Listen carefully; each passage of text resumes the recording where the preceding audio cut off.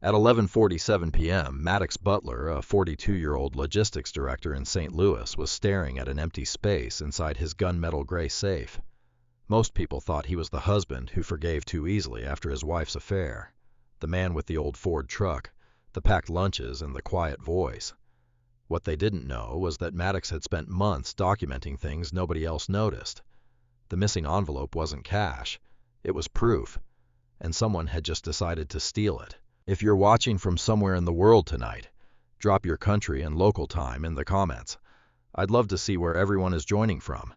And if you enjoy stories where patience beats chaos and facts beat lies, subscribe to the channel.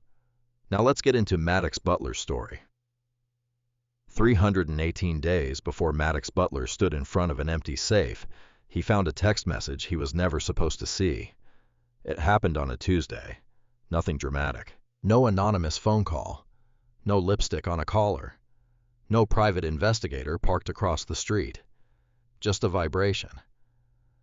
Vanessa had left her phone charging on the kitchen counter while she took Sadie to soccer practice at Kirkwood Park. The screen lit up. Maddox wasn't looking for anything. At least that's what he would later tell himself. The message preview appeared for less than 3 seconds. Miss you already. Followed by a red heart. Then a name. Brandon. Maddox stood motionless beside the coffee maker. The machine hissed. Fresh coffee dripped into the glass pot.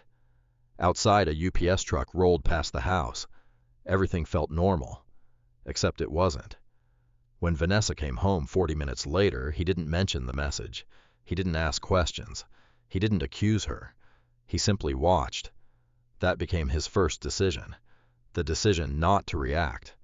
Over the next 2 weeks, Maddox paid attention to details he had ignored before. Vanessa suddenly had more business lunches, more girls' nights, more last-minute errands. She smiled at her phone, turned the screen away, took calls outside. Sometimes she sat in her SUV in the driveway for 10 minutes before coming inside. Maddox noticed everything. He just said nothing. On the 15th day, he confirmed it.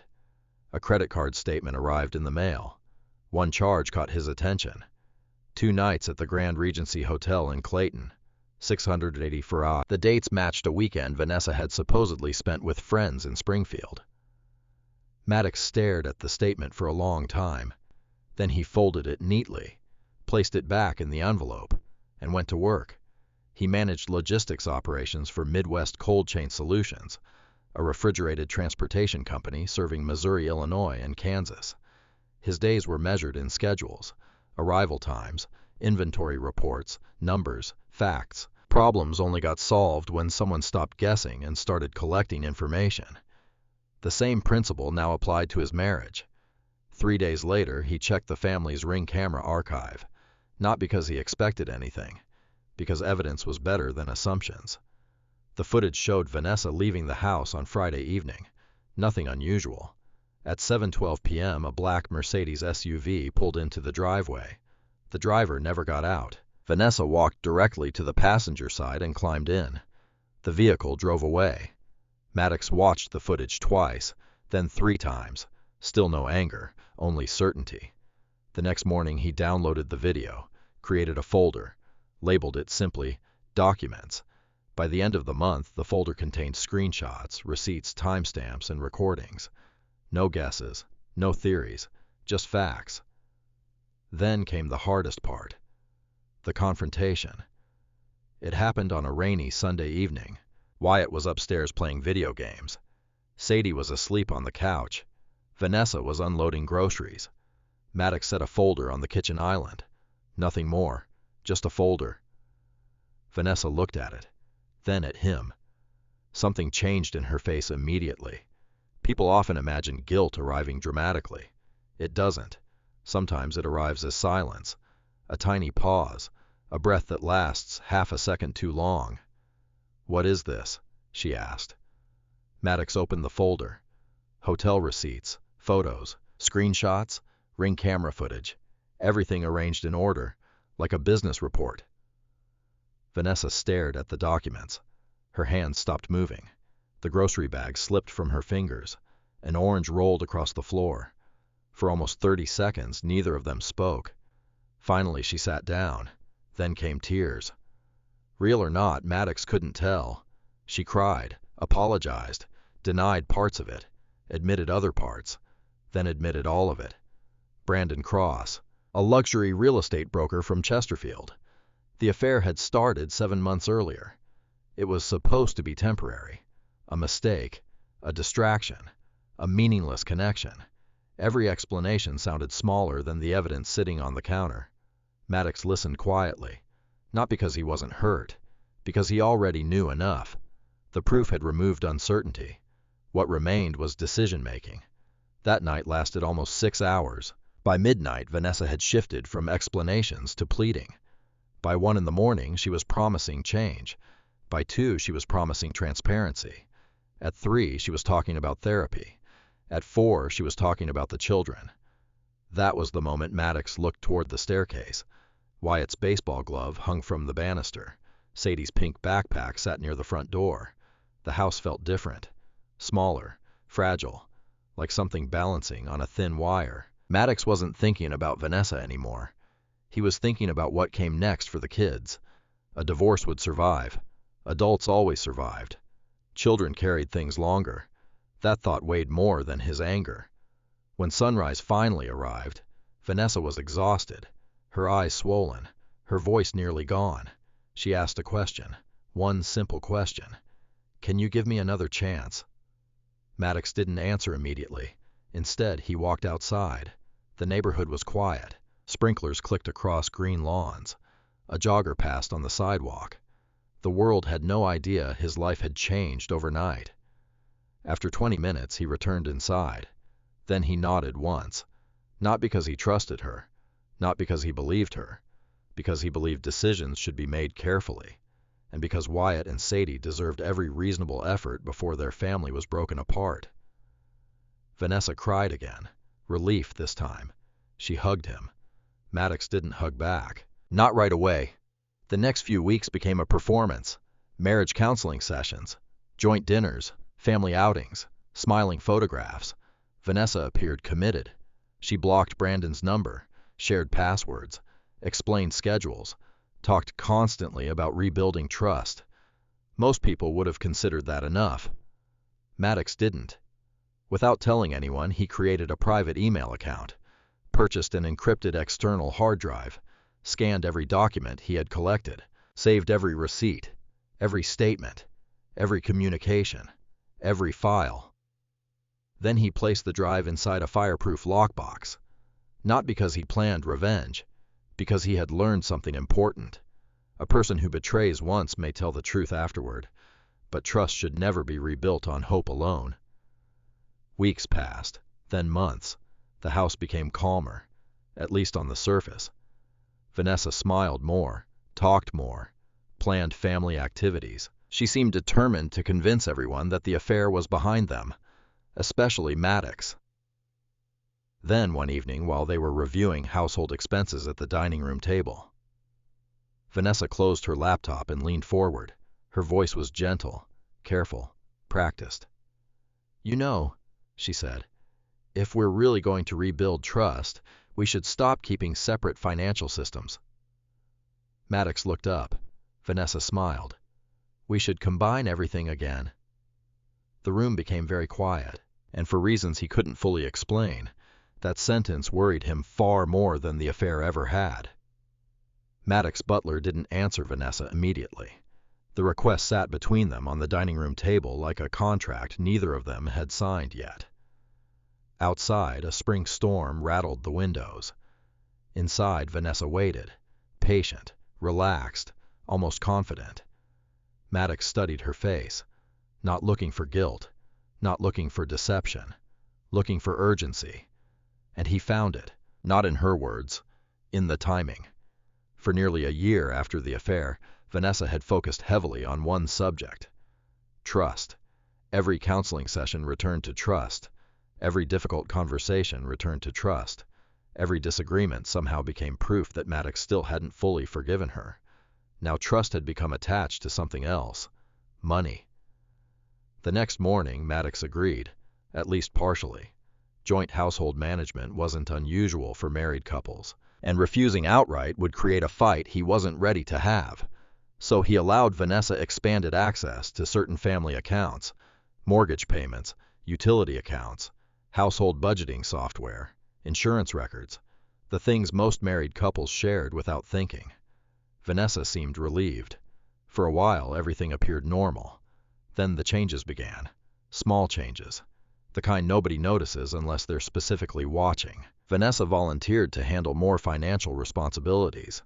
She paid bills earlier, updated insurance documents, managed household subscriptions, reviewed investment statements. She created spreadsheets, color-coded categories, monthly summaries, charts. Everything looked organized, professional, responsible. Friends complimented her.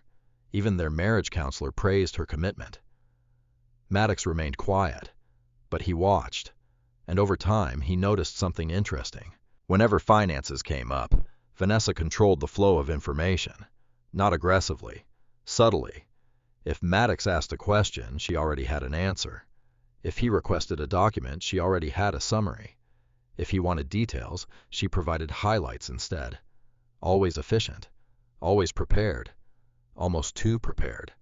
One evening after work, Maddox sat alone in the family room. The television was on. A Cardinals game played in the background. He wasn't watching. Instead, he opened their online banking portal. Nothing dramatic jumped out. Balances looked normal. Bills were paid. Mortgage current. No major withdrawals. No obvious red flags. Yet something felt wrong. He couldn't explain why. So he downloaded 6 months of statements, not because he suspected a crime, because numbers told stories, and stories rarely lied. The first review revealed nothing. The second review revealed patterns. The third review revealed questions. Every month, several small transactions appeared, not large enough to attract attention. $200, $320, $185, amounts most families would ignore. The recipient names varied: Midwest Home Design, Property Enhancement Group, Elite Home Presentation Services. None of the charges seemed outrageous, yet Maddox couldn't remember hiring any of them. He created a spreadsheet, listed dates, amounts, recipients. Then he continued working. 2 hours later, a pattern emerged. The companies appeared unrelated, but their mailing addresses weren't. Several were registered to the same office building in Chesterfield, an office building that also housed real estate firms, including one particular brokerage, the same brokerage where Brandon Cross worked. Maddox leaned back slowly. The room felt colder, not because he had proof, because he had a direction. Over the following weeks, Vanessa became increasingly involved in every financial decision. She insisted on helping refinance certain debts, recommended restructuring accounts, suggested simplifying paperwork. Sometimes she spoke like a spouse. Other times she sounded like a consultant presenting a proposal. The language rarely changed. We need transparency. We need efficiency. We need unity. Each sentence sounded reasonable. Each sentence moved more control toward her. Meanwhile, Maddox continued collecting information. Every statement, every document, every confirmation email, every notification. He scanned them all, saved duplicates, stored copies on encrypted drives. The habit came naturally. 20 years in logistics had taught him something simple. The moment paperwork disappears is the moment paperwork becomes important. Then came counseling session number 23. The session took place in a brick office building near downtown Kirkwood. Their therapist asked a familiar question. "What does rebuilding trust look like to both of you?" Vanessa answered immediately. "It means no secrets." She turned toward Maddox. "It means full transparency." The therapist nodded. "Reasonable answer." Then Vanessa added something else. "And honestly, sometimes I feel like Maddox is still holding back." The statement hung in the room. The therapist looked toward him. Maddox remained calm. "What do you mean?" the therapist asked. Vanessa sighed. "He still keeps certain financial information separate." The therapist turned again, waiting. Maddox spoke carefully. "I keep records." "Why, because records matter." Vanessa smiled, a small smile, almost sympathetic. "See?" she said softly. That's what I mean. The therapist didn't see anything wrong. Most people wouldn't. But Maddox noticed something. Vanessa wasn't asking for trust anymore. She was asking for access. After the session ended, Maddox sat in his truck for nearly 15 minutes before starting the engine. Rain tapped against the windshield. Traffic moved slowly down Manchester Road. His phone buzzed, an email notification. Normally, he would have ignored it. Instead, he opened it. The message came from their primary bank. Routine account activity update. Nothing urgent. Still, he clicked.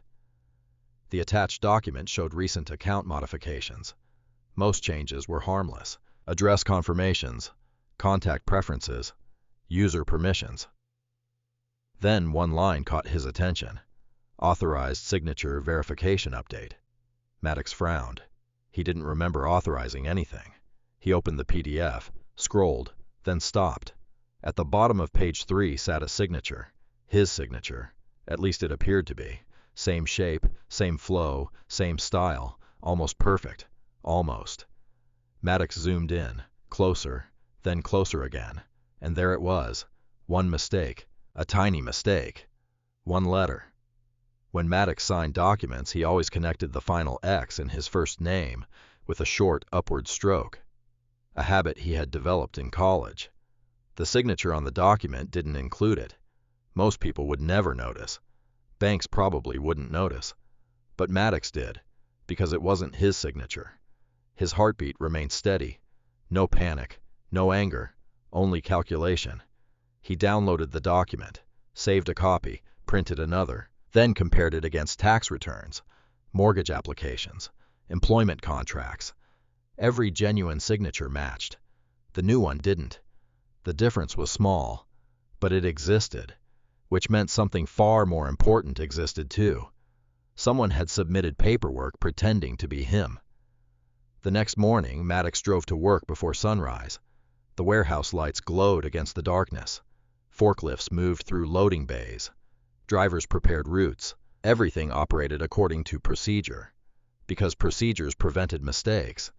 And right now, Maddox needed procedure more than emotion. At lunch, he quietly called the bank. Nothing accusatory, nothing dramatic, just questions. The representative confirmed that recent authorization forms had been processed successfully. Everything appeared valid. Everything appeared legitimate. Everything appeared signed. When Maddox asked for copies, the representative agreed to send them. The conversation lasted less than 6 minutes. But when he hung up, one fact became impossible to ignore. The signature wasn't an accident. It was part of paperwork already being used. Someone had moved beyond deception. Someone was altering financial authority. That evening, Maddox returned home. Vanessa was helping Sadie with homework. Wyatt was practicing baseball swings in the backyard. The house looked peaceful, normal, safe. Vanessa smiled when he walked inside. "How was your day?" Maddox smiled back. "Busy." Nothing more, no confrontation, no questions. Not yet, because one forged signature rarely travels alone. And somewhere inside the growing mountain of documents, Maddox had a feeling there were others waiting to be found. Maddox Butler waited 4 days before going to the bank. Not because he was uncertain, because rushing toward a problem often scared it into hiding. He wanted information before questions, questions before accusations, and evidence before conclusions. So on a quiet Thursday morning, he took a personal day from work and drove to Gateway Federal Credit Union in Chesterfield. The branch sat between a pharmacy and a coffee shop. Nothing remarkable. Brick exterior, blue signage, American flags moving in the breeze, the kind of place people trusted automatically. Maddox parked his truck and sat for a moment. The forged signature was sitting inside a folder on the passenger seat. He glanced at it once, then walked inside. The bank manager introduced herself as Stephanie Reed, mid-40s, professional, efficient. After verifying his identity, she led him into a small office. "What can I help you with today?" "Mr. Butler," Maddox placed the document on her desk. "I'd like to review the paperwork associated with this authorization." Stephanie studied the pages. Her expression remained neutral. She clicked through several screens. opened records, compared account information, then frowned slightly, not alarmed, interested. The authorization appears valid in our system. I understand. You believe there's an issue. I believe I didn't sign it. That got her attention. The room became quieter. Stephanie requested additional records. 5 minutes later, she returned carrying a thicker file. Maddox watched carefully. Several documents appeared routine, others didn't. The deeper Stephanie searched, the more paperwork appeared. Additional authorizations, expanded account permissions, updated financial access rights, minor modifications. Nothing individually dramatic, but together they painted a picture. Someone had been gradually increasing control over important accounts. The pattern looked familiar, not random, strategic. Stephanie pointed to one page. This authorization increased the available credit line. Maddox looked down. His name appeared throughout the document. His signature sat at the bottom. Again, almost perfect. Again, not his. How much? He asked. Stephanie checked the file. $85,000. Maddox didn't react outwardly. Years in operations management had trained him well. Forklifts overturned, trailers caught fire, drivers quit unexpectedly. Panic solved nothing. Still, $85,000 wasn't a small number. That wasn't paperwork. That was leverage. Has any of it been used? Stephanie clicked again. A few moments passed. Then she nodded. Yes. How much? Approximately $32,000. Maddox felt something cold settle into his chest. Not fear. Recognition. The small transactions. The consulting companies. The property-related expenses. Pieces were beginning to connect. Stephanie continued reviewing records. Then another detail surfaced. Additional authorized access users. One name appeared exactly where Maddox hoped it wouldn't. Vanessa Butler. Not surprising. As his spouse, she already had legitimate access to many family accounts. But the scope had expanded significantly. More than necessary. Far more.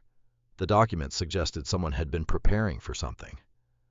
Maddox thanked Stephanie, requested certified copies, asked for transaction histories, then left.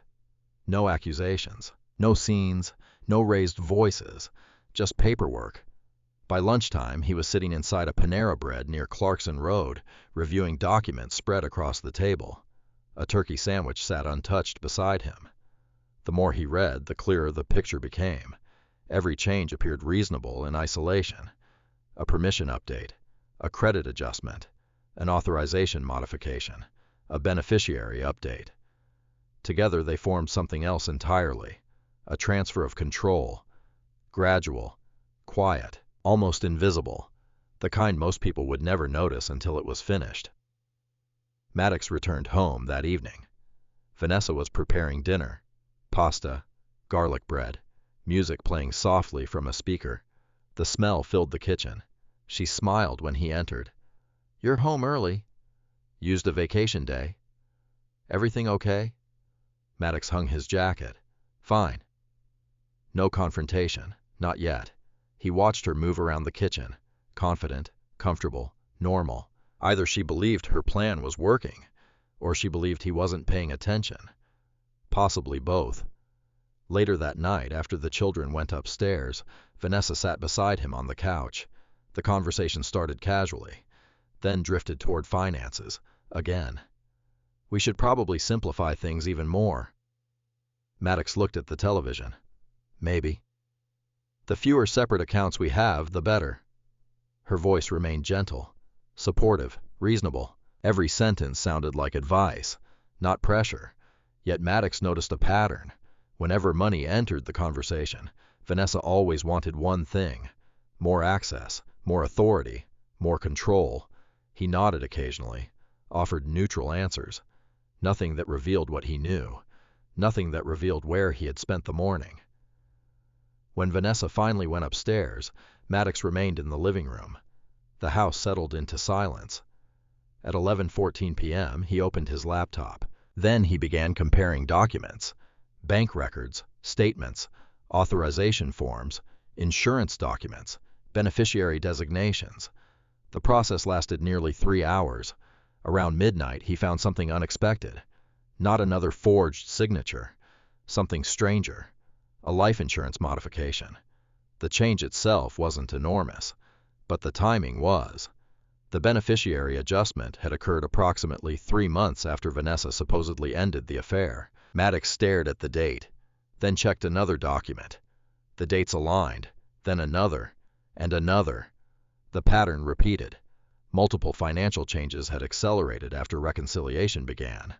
Not before, after. That detail mattered, because it suggested something disturbing.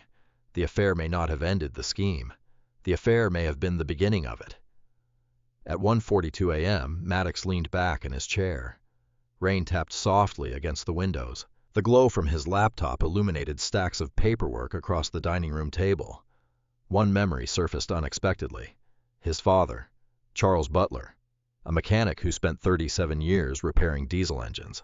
Charles wasn't wealthy, didn't have advanced degrees, but he understood people, especially dishonest people. One lesson had stayed with Maddox since childhood.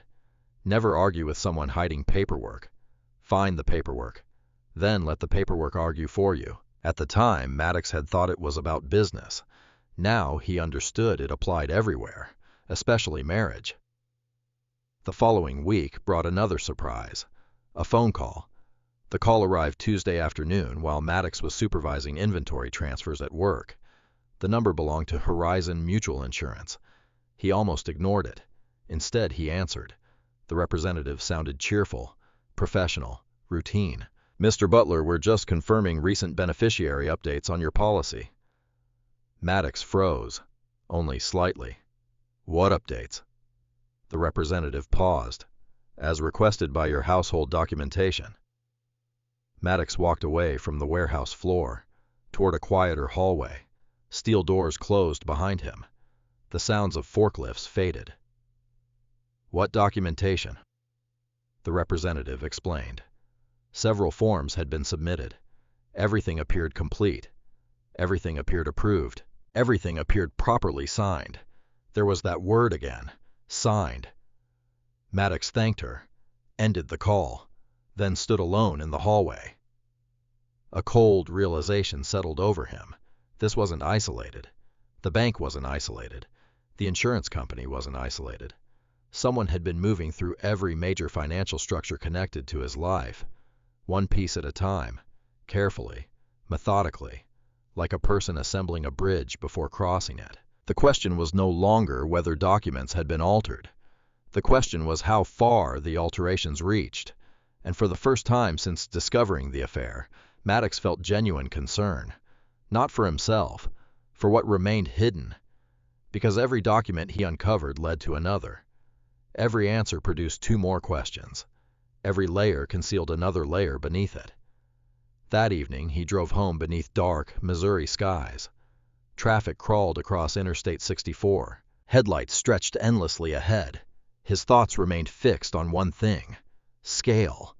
How large was this really $32,000? Expanded credit, insurance changes, authorization updates, forged signatures. No one builds a system like that for small rewards, which meant something bigger was waiting, something valuable, something important, something worth months of preparation. As Maddox pulled into his driveway, Vanessa stepped onto the front porch. She smiled, waved, the perfect picture of a devoted wife. For a moment, anyone passing by would have admired the scene. The family home, the welcoming spouse, the ordinary evening. Only Maddox knew how much paperwork stood hidden behind that smile. And as he walked toward the front door, he couldn't shake the feeling that whatever Vanessa was after, he still hadn't found it yet. The first clear sign appeared in the college fund. Not a missing balance, not a large withdrawal, something smaller, more dangerous. A permission change. Maddox discovered it on a Saturday morning while reviewing account records from the previous year. The 529 education accounts for Wyatt and Sadie had existed for nearly a decade. Automatic deposits, predictable growth, nothing complicated. Maddox rarely touched them. That was the point. They were for the children, not the adults. When he opened the access history, a recent update caught his eye. An additional management authorization had been added. The request had been approved electronically. The date was 3 months old. The authorization bore his signature. Again, not his signature. The same forged version. The same missing stroke in the final letter. The same mistake. Maddox sat at the kitchen table for nearly 10 minutes without moving. Sunlight filtered through the windows. Birds gathered around the feeder outside. The house was quiet. Vanessa had taken Sadie shopping. Wyatt was spending the day at a friend's house. The stillness made the discovery feel heavier. Someone had been systematically expanding access to everything connected to his future. Not just credit, not just insurance, his children's education, his family's financial safety net. Every road seemed to lead in the same direction. Control.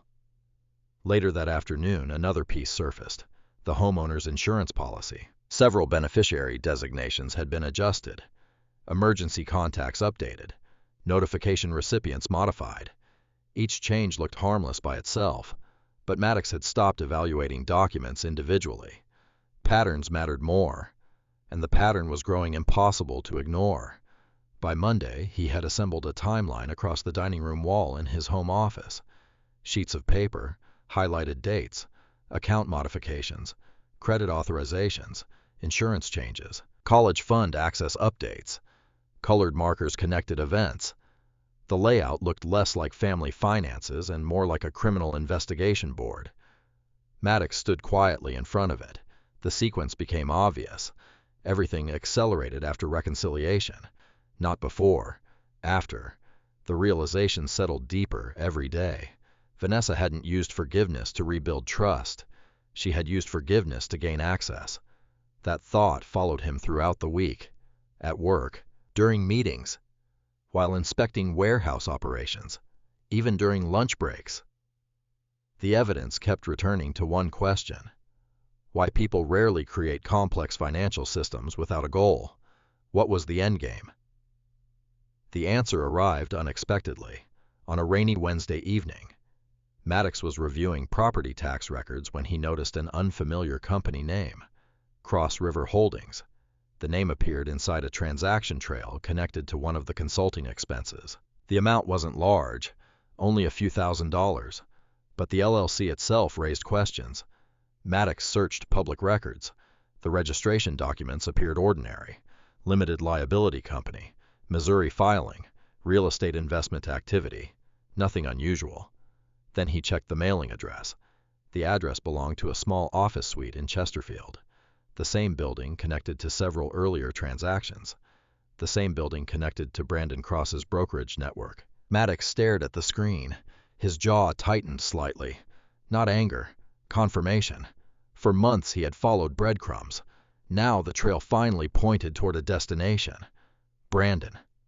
The affair wasn't separated from the finances. The finances weren't separated from Brandon. They were connected.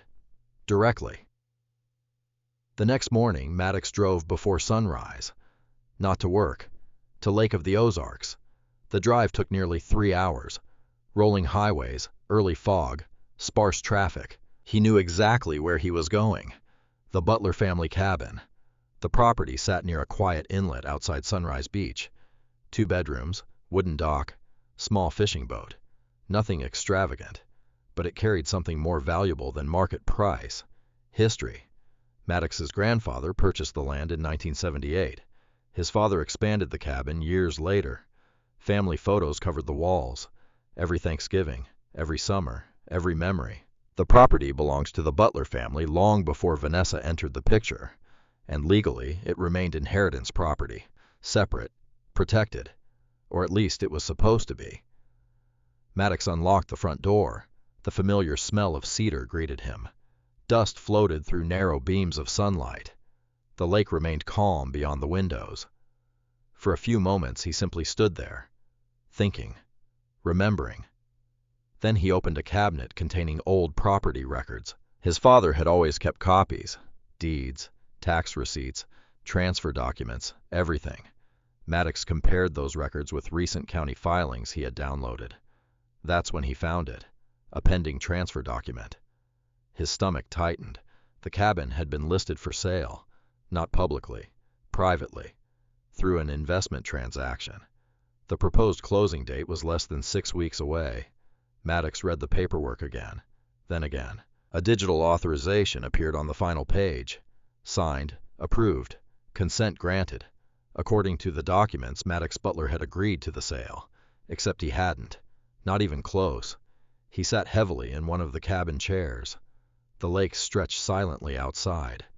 The truth was becoming impossible to avoid. This wasn't a series of isolated acts. This wasn't financial carelessness. This wasn't a spouse making poor decisions. This was a coordinated effort. Someone had been positioning assets, moving permissions, expanding access, creating financial pathways, and now they were targeting property. Important property. The cabin wasn't the largest asset he owned, but it mattered, emotionally, legally, strategically. If someone could move a property like this, what else were they attempting? The drive back to St. Louis felt longer. Storm clouds gathered overhead. Rain hammered the windshield. Traffic slowed. Maddox barely noticed. His mind remained fixed on one thought: the timing. Everything was accelerating. Whatever plan existed was entering its final stages.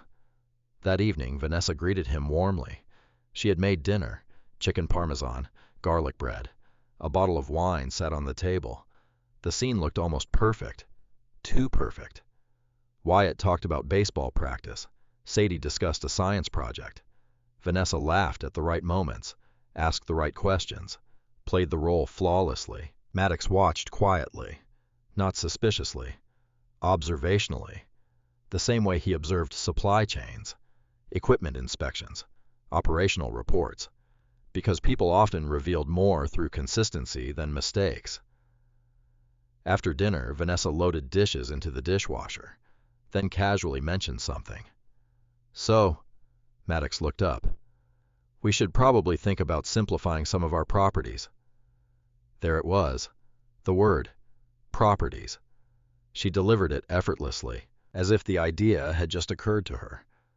Maddox kept his expression neutral. "What do you mean?" Vanessa shrugged. "The cabin." A brief pause. "We hardly use it anymore." Maddox said nothing. Vanessa continued. "We could sell it." The room suddenly felt smaller, not because of her suggestion, because of how naturally she presented it, as though she didn't already know it was being sold, as though paperwork wasn't already moving through channels connected to Brandon, as though forged signatures didn't already exist. Maddox studied her carefully. She appeared relaxed, comfortable, confident, maybe too confident. "You think so?" he asked. Vanessa nodded. "It just makes sense financially." Financially. The same word again. Always financially, always practical, always reasonable. Yet somehow every practical suggestion increased her access to assets. Maddox offered a small nod. Nothing more. The conversation moved on. But later that night, after everyone had gone to bed, he sat alone in the darkness of the living room. The cabin documents rested on the coffee table. Rain tapped against the windows. The glow from a street lamp illuminated the pages. For months he had wondered what Vanessa and Brandon were building toward. Now he finally knew. The cabin wasn't the destination. It was a step, a major step, one valuable enough to justify forged signatures and hidden transactions. And if the cabin was already in motion, then other assets were likely next. Maddox picked up the final page again. The digital authorization, the forged signature, the approval request. Then he noticed something he had missed earlier, a transaction reference number. Small, easy to overlook, connected to the proposed sale file. Maddox typed the number into a search database. A result appeared. His eyes narrowed, because the sale wasn't merely proposed. It was already moving through escrow, and someone expected it to close very soon. Maddox Butler called the attorney the next morning, not because he was ready to file for divorce, not because he wanted revenge, because the cabin was moving through escrow, and once property changed hands, recovering it became far more complicated. The receptionist answered on the second ring. Hartwell Legal Group. Maddox glanced at the clock. 8:07 a.m. I need to speak with Rebecca Hartwell. The receptionist asked several questions, then placed him on hold. 3 minutes later, a calm voice came through the line. This is Rebecca. Maddox explained everything. The affair, the forged signatures, the credit line, the insurance changes, the college fund permissions, the cabin. He expected interruptions, questions, skepticism. Instead, Rebecca Hartwell listened quietly, only occasionally asking for dates, document numbers, specific names. When Maddox finished, several seconds passed. Then Rebecca spoke. You have copies of everything? Yes. Good. Another pause. Mr. Butler, I don't think you're dealing with a marital dispute anymore. The words landed heavily. What do you think I'm dealing with? Rebecca answered immediately. A financial fraud case that's hiding inside a marriage. Maddox stared through his office window. Warehouse employees moved forklifts across loading lanes. The ordinary rhythm of work continued outside. Inside, everything felt different. Rebecca scheduled a meeting for the following afternoon. Bring every document. Everything. Everything. The next day, Maddox arrived at Hartwell Legal Group, carrying 3 banker boxes. The office occupied the second floor of a brick building on Olive Street in downtown St. Louis. Nothing flashy, no marble lobby, no luxury furniture, just neat offices and people who looked busy. Rebecca Hartwell greeted him personally. 51 years old, sharp eyes, gray blazer, no wasted movement, the kind of attorney who appeared to read faster than most people thought. She led him into a conference room, then began reviewing documents. Hours passed. Notebooks filled with notes, sticky tabs multiplied, stacks shifted across the table. By late afternoon, the conference room looked like an evidence archive. Rebecca leaned back, removed her glasses, and sighed, not dramatically, professionally, the kind of sigh a mechanic makes after finally seeing the broken part inside an engine. Tell me something, she said. Maddox nodded. Since discovering the affair, how many times have you confronted Vanessa about finances? Never. Rebecca studied him. Not once. No. The attorney nodded slowly. Good. Maddox raised an eyebrow. Most people expected anger. Most people expected confrontation. Rebecca clearly didn't. Why good? Because you haven't warned her. The answer surprised him. Rebecca continued. People destroy evidence when they feel threatened. She tapped one of the folders. Right now, they think they're ahead. The word they, not she, they. Rebecca had already connected Vanessa and Brandon. The documents left little room for alternative explanations. For the next hour, Rebecca outlined her concerns. Each one sounded worse than the previous. Unauthorized account modifications, potential forgery, fraudulent financial representations, property transfer attempts, insurance manipulation, improper authorization requests. Separately, each issue was serious. Together they formed a pattern, a deliberate pattern. Rebecca opened a yellow legal pad, then wrote 4 names: Vanessa Butler, Brandon Cross, Cross River Holdings, Trevor Dean. Maddox looked at the final name. Who's Trevor Dean? Rebecca slid a document across the table. The notary. Maddox stared. The signature page from the cabin transfer included a notary verification. He had noticed it before, but only casually. Rebecca had noticed something else. The notarization date. Maddox looked closer, then frowned. The date seemed ordinary. What about it? Rebecca flipped through another file, then produced a second document. A hotel invoice, Kansas City. The same date, the same day, the same time period. Maddox immediately understood. He had been attending a logistics conference in Kansas City when the document was supposedly notarized. Nearly 4 hours away. Rebecca nodded. You couldn't have signed this document in St. Louis. The realization settled slowly, not because it proved forgery, because it proved something more specific. A notary had validated a signature without his presence, which meant another participant now existed. Another person, another witness, another risk. Rebecca wrote Trevor Dean's name again. This time she circled it. We need to know whether he's incompetent or involved. Neither possibility sounded good. The meeting continued. By evening, Rebecca introduced another professional. Kevin Mercer, forensic accountant, 47 years old, former federal investigator, specialized in tracing money. Kevin arrived carrying a laptop and 2 notebooks.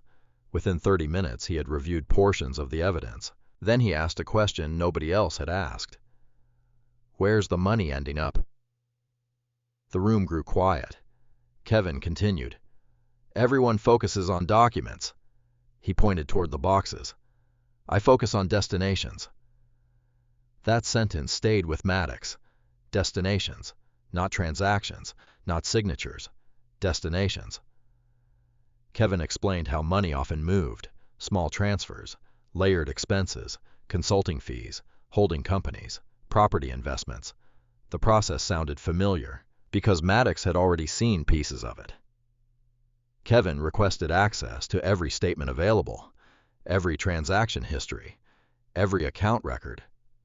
Then he smiled slightly. The first smile Maddox had seen all day. If they're moving money, they'll leave footprints. For the first time in months, Maddox felt something unexpected. Not relief, direction, a path forward. Evidence was finally being organized by professionals.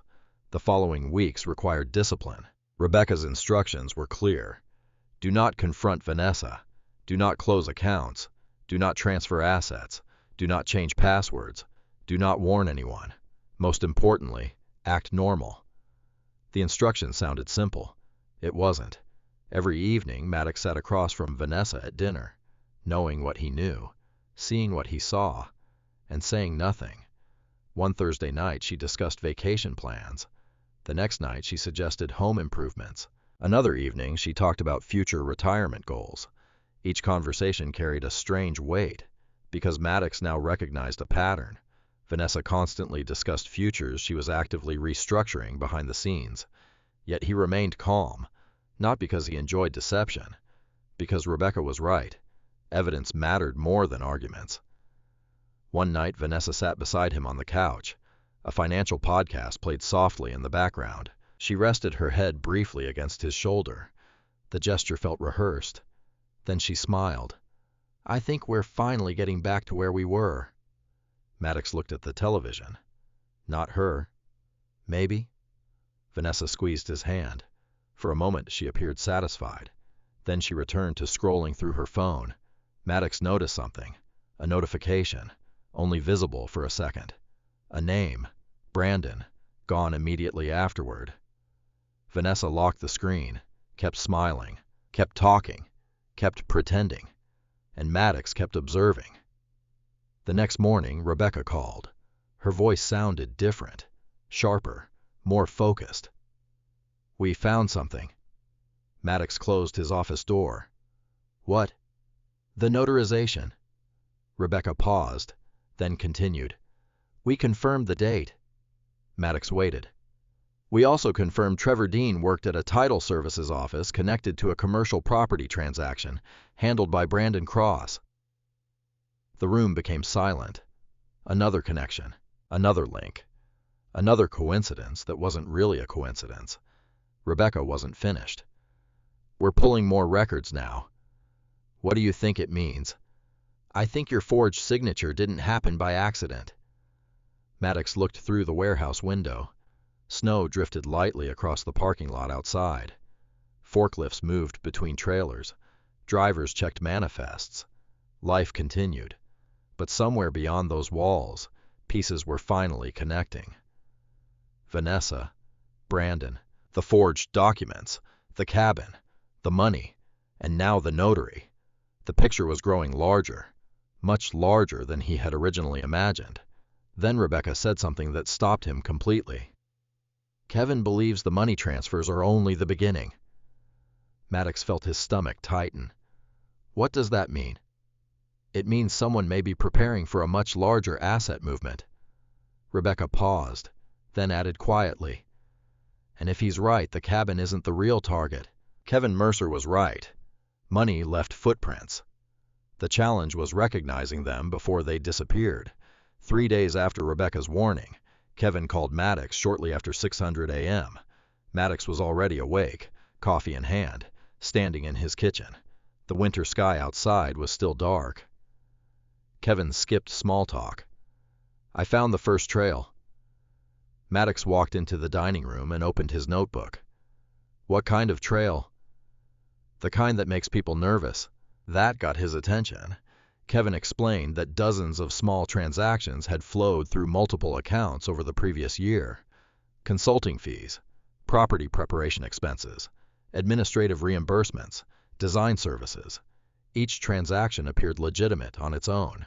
Each amount was small enough to avoid attention, but collectively, they told a different story. Kevin had followed the transfers through several business entities. Most led nowhere. A few led somewhere. Eventually, the trail narrowed to one destination, Cross River Holdings, the same LLC connected to Brandon Cross. Maddox listened carefully. Kevin continued. "Someone is feeding money into that company." "How much?" "Not enough to raise alarms individually." A pause. "But enough to matter." Maddox looked at the timeline hanging in his home office. The pattern was becoming clearer every week. The affair, the financial changes, the forged signatures, the LLC, the property transfers. None of them existed separately anymore. They were pieces of one operation. "What do we do now?" Maddox asked. Kevin's answer came immediately. "Keep watching." That became the theme of the next month. Watching, collecting, documenting. Rebecca continued gathering legal evidence. Kevin continued tracing money. Maddox continued acting normal. The role was exhausting. Every day required restraint. Every dinner conversation required control. Every family activity required patience. The hardest moments weren't legal. They were ordinary. Saturday breakfasts, school events, birthday parties, normal family experiences. Vanessa moved through them comfortably, confidently, as though nothing existed beneath the surface. Sometimes Maddox wondered whether she believed her own version of events, whether repeating a lie long enough eventually transformed it into truth. If she did, the documents would eventually correct her. One Friday afternoon, Rebecca called again. This time, her voice carried a note of satisfaction. "We confirmed Kansas City." Maddox leaned back in his office chair. The warehouse floor buzzed beyond the glass wall. "What exactly did we confirm?" "You were there." Maddox frowned. "We already knew that." Rebecca laughed softly. "Knowing and proving are different things." That was true. Very true. Over the previous weeks, her team had gathered records from multiple sources: hotel receipts, parking garage transactions, conference registration documents, electronic keycard logs, corporate expense reports, GPS records from Maddox's company vehicle, even restaurant receipts. Each record placed Maddox in Kansas City during the exact period Trevor Dean had supposedly notarized the signature in St. Louis. One document alone might be challenged. Together they formed a wall. Rebecca sounded pleased. "They can't explain this away." For the first time, Maddox allowed himself a small sense of progress. Not victory. Progress. The distinction mattered, because the situation was still developing, and dangerous situations often became more dangerous before they collapsed. A week later, another connection surfaced. This one came from Kevin. The forensic accountant requested a meeting. They gathered at Rebecca's office on a cold Tuesday evening. Stacks of files covered the conference table. Kevin connected his laptop to a large monitor, then began walking through transaction maps. Colored lines crossed the screen. Accounts linked to companies. Companies linked to addresses. Addresses linked to people. The visual looked complicated, until Kevin simplified it. Then everything became frighteningly simple. Cross River Holdings sat in the center. Money flowed inward. Money flowed outward. And several transfers appeared suspiciously timed around property activity, particularly the cabin. Kevin pointed to a cluster of transactions. These occurred shortly before the cabin escrow process began. Maddox studied the dates.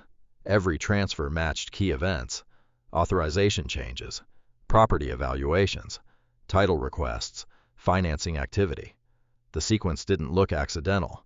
It looked planned. Rebecca crossed her arms. "Can we prove intent?"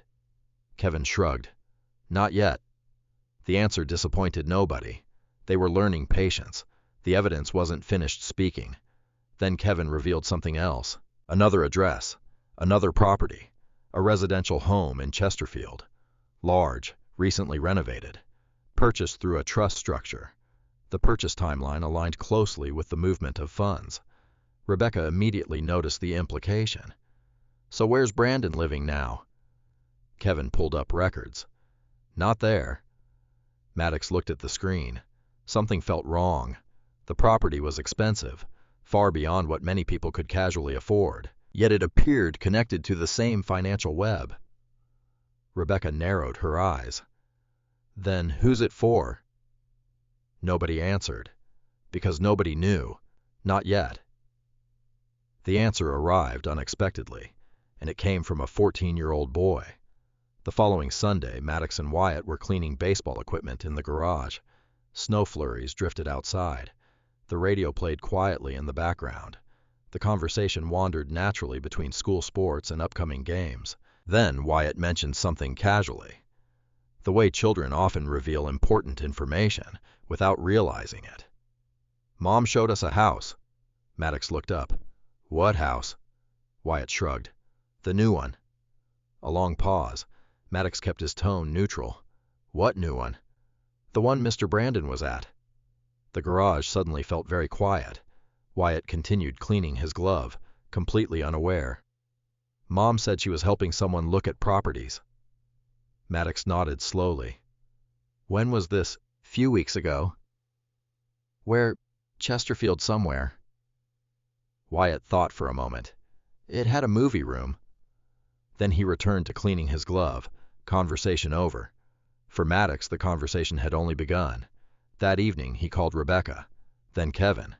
By midnight, both already suspected the same thing: the Chesterfield property, the mysterious purchase, the financial transfers, the timing. The connection was becoming difficult to ignore. Someone wasn't simply moving money. Someone was preparing for a future that appeared to exclude Maddox entirely. The following week became one of the most difficult periods yet. Not because new evidence emerged, because old evidence gained meaning. Every financial transfer now carried context. Every forged signature carried purpose. Every hidden authorization pointed somewhere, toward a destination, toward a life being assembled quietly behind the scenes. A second life. Meanwhile, Vanessa behaved exactly as she always had. Counseling sessions, family dinners, weekend errands, future plans. One evening, she even discussed remodeling part of the family home. The irony wasn't lost on Maddox. Someone preparing another home was discussing improvements to this one. The performance remained flawless, but performances have one weakness: they require consistency. And consistency becomes difficult when pressure increases. By late February, pressure was increasing. Kevin's investigation continued advancing. Rebecca's evidence file expanded weekly. The cabin escrow transaction remained active, and somewhere behind the scenes, deadlines were approaching. People become careless around deadlines. That truth applied almost universally. The first crack appeared on a Wednesday night. Vanessa left her phone charging on the kitchen counter. Not unusual. The phone lit briefly. A text notification appeared. Only a few words, but enough. "Closing timeline looks good." The sender wasn't listed, only a number. The message disappeared seconds later. Maddox never touched the phone, never opened it, never needed to, because he already knew exactly which closing timeline the message referenced: the cabin.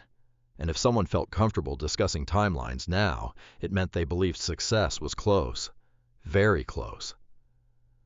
Later that night, Rebecca called with another update, the kind that changed everything. Her voice sounded sharper than usual, more focused, more urgent. "We found Trevor Dean." Maddox sat upright. "What about him?" Rebecca didn't answer immediately. Instead, she asked a question. "Do you know where he worked before becoming a notary?" "No." Rebecca exhaled slowly. at a title services company that processed multiple real estate transactions involving Brandon Cross. Silence filled the line. Another connection. Another coincidence that wasn't really a coincidence. Then Rebecca delivered the final piece. And Kevin just found something else. Maddox waited. The money trail doesn't stop at Cross River Holdings. His stomach tightened. Where does it go? Rebecca paused, long enough to make the answer feel heavier. That's what we're trying to determine. And whatever's on the other end. She stopped, then finished quietly. It appears valuable enough that they were willing to risk everything to get there. The house sat at the end of a quiet cul-de-sac in Chesterfield. 5 bedrooms, stone exterior, 3-car garage, a private backyard overlooking a small wooded area. The property looked like something pulled from a luxury real estate brochure. Fresh landscaping, new roof, recently renovated interior. The asking price had been just under $1.8 million. According to public records, it was already under contract. Kevin Mercer found the listing within hours of Wyatt's accidental comment. 2 days later, Maddox sat inside Rebecca Hartwell's conference room, studying photographs of the property. The images covered the table, kitchen, master suite, home theater, wine cellar, outdoor pool, a complete future, a future someone appeared to be building. Rebecca tapped one of the photos. This is where I think some of the money is going. Maddox remained silent. Kevin turned his laptop toward them. A spreadsheet filled the screen. Property deposits, escrow payments, consulting invoices, corporate transfers. The same pattern appeared repeatedly. Cross River Holdings sat near the center of everything. Money flowed in. Money flowed out. The amounts varied. The timing didn't. Kevin zoomed in on several transactions. There, he pointed. Look at the dates. The transfers occurred shortly before major milestones in the home purchase process. Inspection period, earnest money deposit, escrow funding, closing preparations. Not enough to prove ownership. Enough to raise serious questions. Rebecca folded her arms. Do we know who's buying it? Kevin nodded. A trust. What trust? The Hawthorne Residential Trust. Rebecca frowned. Beneficiaries. Kevin shook his head. Not listed. Which meant another wall, another layer, another effort to hide something. Maddox studied the photographs again. The property felt strangely personal, not because he had ever been there, because he recognized what it represented. A destination. People didn't move money this carefully without planning to arrive somewhere. And this looked very much like an arrival point. The following week brought another breakthrough. Not from Kevin, not from Rebecca, from an old iPad. The device sat forgotten inside a kitchen cabinet, an outdated family tablet nobody used regularly anymore. At least that's what Vanessa believed. One evening, Maddox noticed it while searching for batteries. The device still synchronized certain family accounts, mostly calendars, occasionally messages. Nothing unusual. Normally, he wouldn't have touched it, but habit made him check. The screen powered on slowly. Several old applications updated automatically. Then a notification appeared. A voicemail transcription. The recording had been deleted from a linked phone. The synchronization archive remained. Maddox stared at the screen. His pulse remained steady. He pressed play. The audio quality wasn't perfect, but the voices were clear enough. The first belonged to Brandon Cross. The second never spoke. Brandon did all the talking. Once the cabin closes, we're clear. A brief pause, then more static. He won't have leverage anymore. Another pause. Everything else is already lined up. The recording ended, only 22 seconds long, yet Maddox listened 4 times. Not because he misunderstood, because he wanted certainty, leverage. The word stayed with him, leverage. The cabin wasn't the objective. The cabin was an obstacle, something standing between them and something else. The realization changed everything.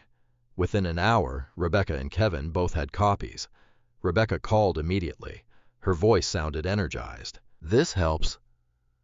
It proves communication. It proves awareness.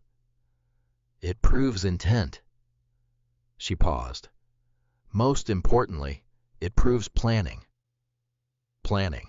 Not mistakes, not misunderstandings. Planning. The following day, Kevin traced additional transaction records. This time, the search focused on timing, specifically activity surrounding the cabin sale. The results were troubling. Several financial movements appeared scheduled around the projected closing date. Not after, before, which suggested confidence. People rarely spend money before receiving it, unless they already expect the money to arrive. Rebecca saw the same thing. They're acting like the cabin is already sold. Maddox looked at the escrow reports. The projected closing date sat near the top. 72 hours away. 3 days. That was all. 3 days before the transaction completed. 3 days before ownership potentially changed. 3 days before proceeds moved. 3 days before evidence became harder to untangle. For the first time, urgency entered the investigation. Up until now, patience had been their greatest weapon. Now, time became the enemy. The next morning, Rebecca assembled her team. Conference calls began before sunrise.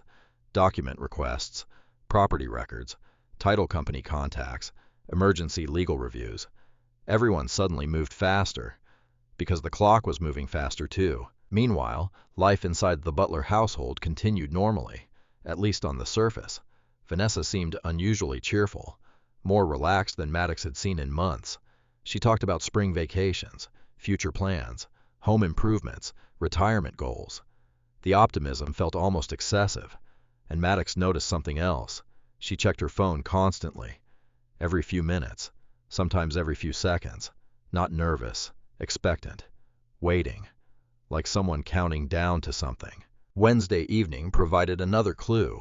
Vanessa returned home carrying shopping bags, expensive shopping bags, designer brands, luxury stores, nothing outrageous, but unusual, especially given the financial conversations she'd been having for months.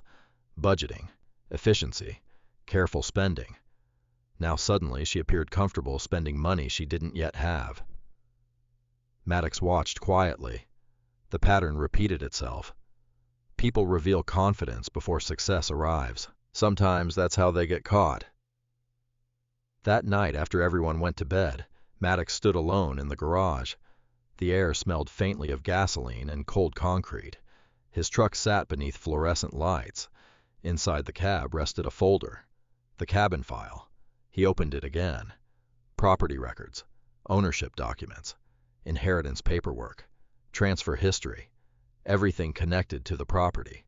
He knew every page almost by memory now. Yet one question remained. Why the cabin? Of all the assets available, why push so aggressively toward this one? The answer arrived unexpectedly and painfully. The cabin represented certainty. Unlike some marital assets, ownership questions surrounding the cabin appeared simpler. Move it, sell it, convert it to cash, distribute the proceeds. Money became easier to hide than land. The realization deepened his concern, because if the cabin converted successfully, what came next?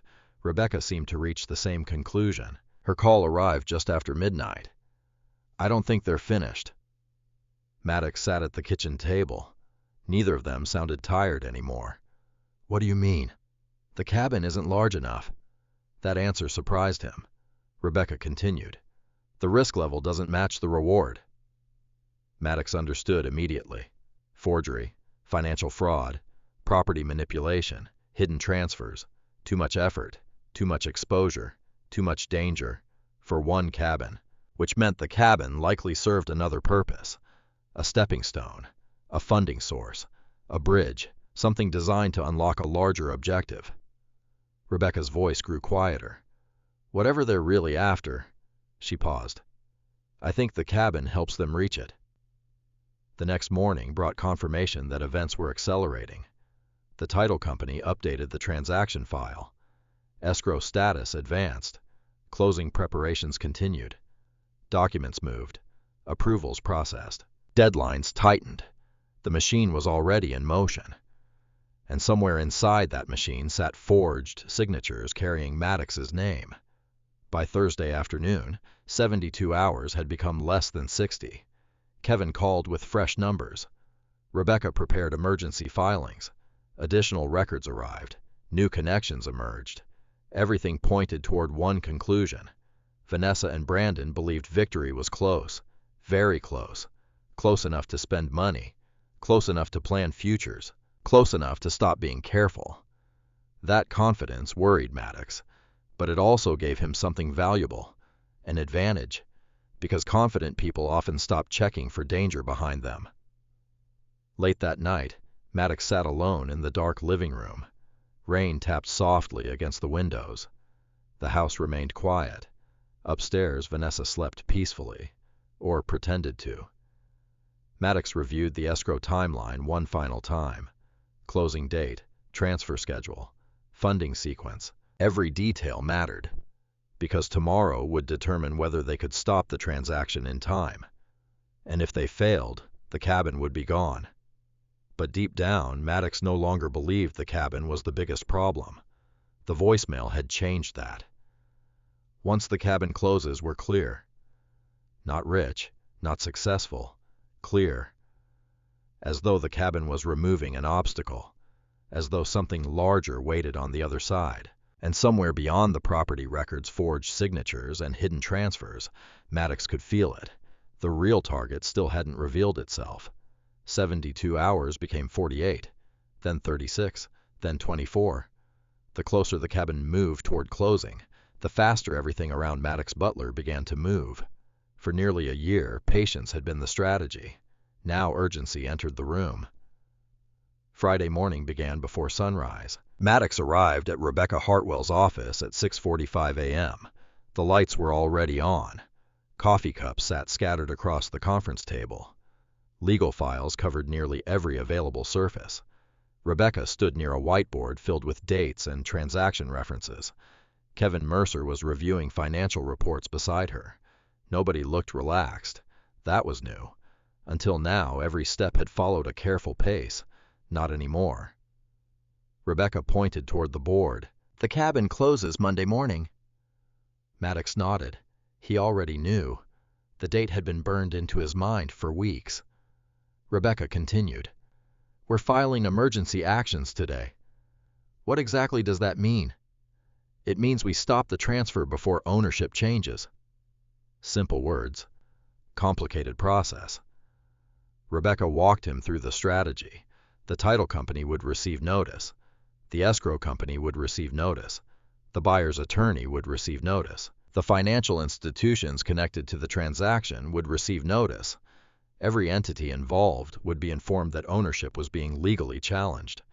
Once that happened, nobody would want liability. Nobody wanted to complete a transaction sitting in the middle of a fraud dispute, especially one involving forged signatures. Kevin added another concern. The sooner they realize we're moving, the sooner they'll react. That thought lingered, because until now, Vanessa and Brandon believed they were winning.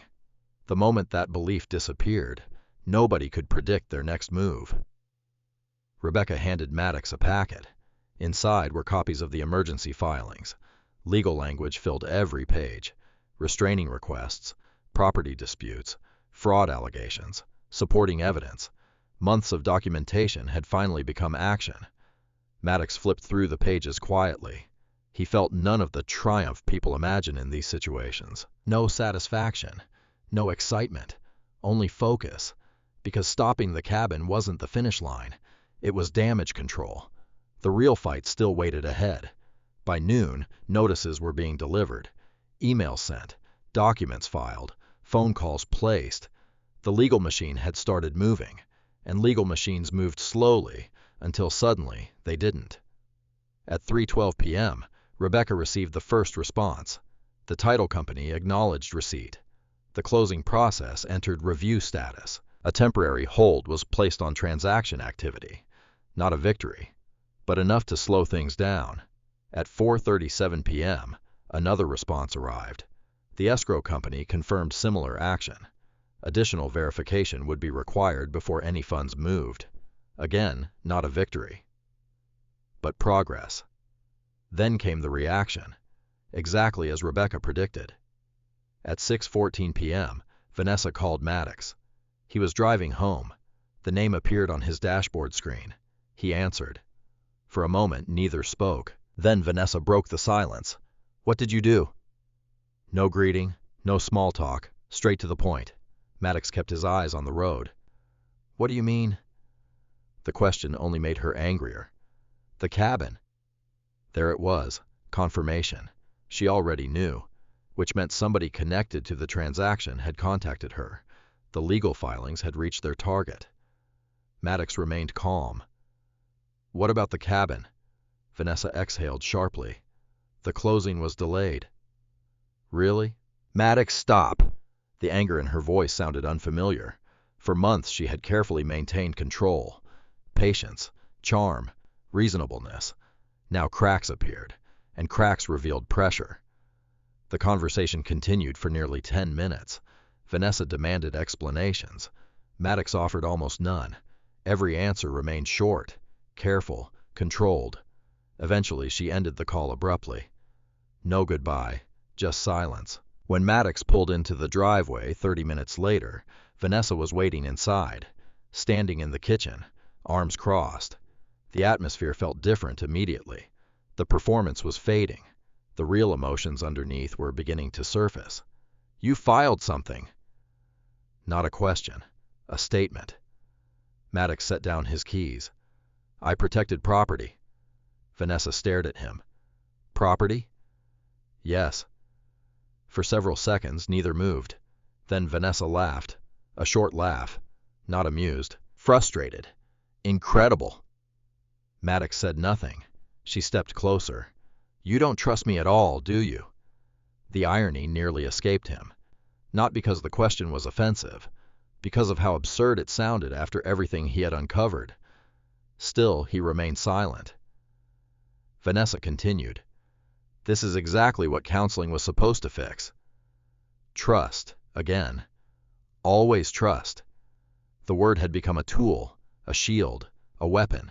Whenever accountability approached, trust appeared. Whenever questions emerged, trust appeared. Whenever documentation surfaced, trust appeared. Maddox finally spoke. "You keep bringing up trust." Vanessa froze. "Because it's important." "No." His voice remained calm. "It's useful." The statement landed harder than shouting ever could. For the first time, Vanessa looked uncertain, only briefly, but Maddox noticed. Then she changed tactics, fast, almost instinctively. Her voice softened, eyes widened, shoulders relaxed, the posture of someone trying to regain control of a conversation. "Maddox, you're making a mistake." He watched quietly. "You're letting paranoia ruin everything." Paranoia. Another predictable word. People often attack evidence by attacking the person presenting it. Rebecca had warned him. Kevin had warned him. Now it was happening. Maddox simply nodded, then walked upstairs. The conversation ended there. Not because he had won, because arguments no longer mattered. Documents mattered. The next morning brought another development. One Rebecca had anticipated. At 9:21 a.m., Vanessa made a threat. Not directly, indirectly, carefully. The conversation began during breakfast. Wyatt and Sadie had already left for a weekend activity. The house was quiet. Vanessa sipped coffee across the table, then casually said, "You know what people might think if they heard everything?"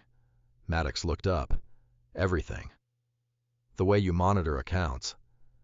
A pause. "The way you keep records." Another pause. "The way you track things." There it was, the setup. Maddox recognized it immediately. She wasn't discussing facts. She was building a narrative, a different one where she became the victim, one where documentation became control, one where preparation became obsession. Rebecca had predicted this too. When evidence becomes difficult to challenge, people often challenge perception instead.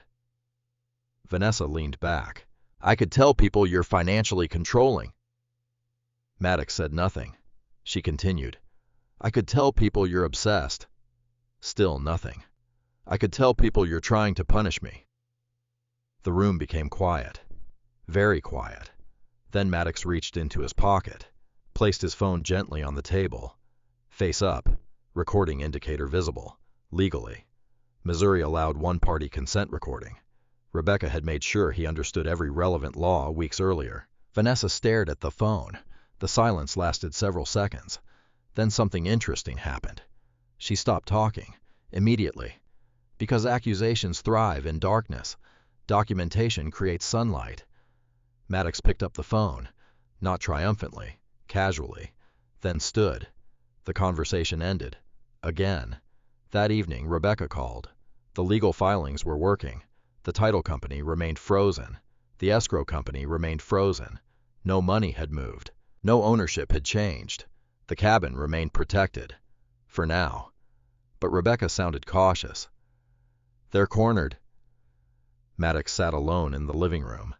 Rain tapped softly against the windows again. The same sound he had heard so many times over the past year. What happens when people get cornered? Rebecca didn't answer immediately, because both already knew. Desperate people become unpredictable. Then she added something unexpected. "We may have another problem." Maddox frowned. "What?" "The cabin isn't the only thing they're worried about anymore." His stomach tightened. "Meaning?" Rebecca exhaled slowly. "We think they're afraid of what discovery will uncover." That made sense. Very little about this situation remained hidden. Not for long. Then Rebecca's voice grew quieter, more serious. "The next move probably won't be financial." Maddox looked toward the dark staircase leading upstairs. Vanessa was somewhere beyond it. Silent, waiting, planning. "What do you think it will be?" Rebecca paused, then delivered the answer. "The same thing people do when evidence starts beating them." Another pause. "They'll try to make you look like the villain." Rebecca Hartwell was right. The financial strategy failed, so the narrative strategy began. It started on a Sunday night. The timing wasn't accidental. Problems always seemed to arrive after business hours when lawyers were harder to reach and emotions were easier to manipulate. Maddox was in the kitchen loading dishes into the dishwasher. Wyatt was upstairs playing video games. Sadie was watching a movie in her room. The house felt unusually quiet. Vanessa had spent most of the day distant. Few conversations, short answers, long stretches staring at her phone. The legal filings had changed something. Not externally, internally. The confidence she carried for months was beginning to crack. At 8:43 p.m., the first glass shattered. The sound exploded through the house. Sharp, violent, unexpected. Maddox immediately turned. The noise came from the dining room. For a split second, he thought someone had fallen. Then another crash followed. Louder, more dramatic. Maddox stepped into the room.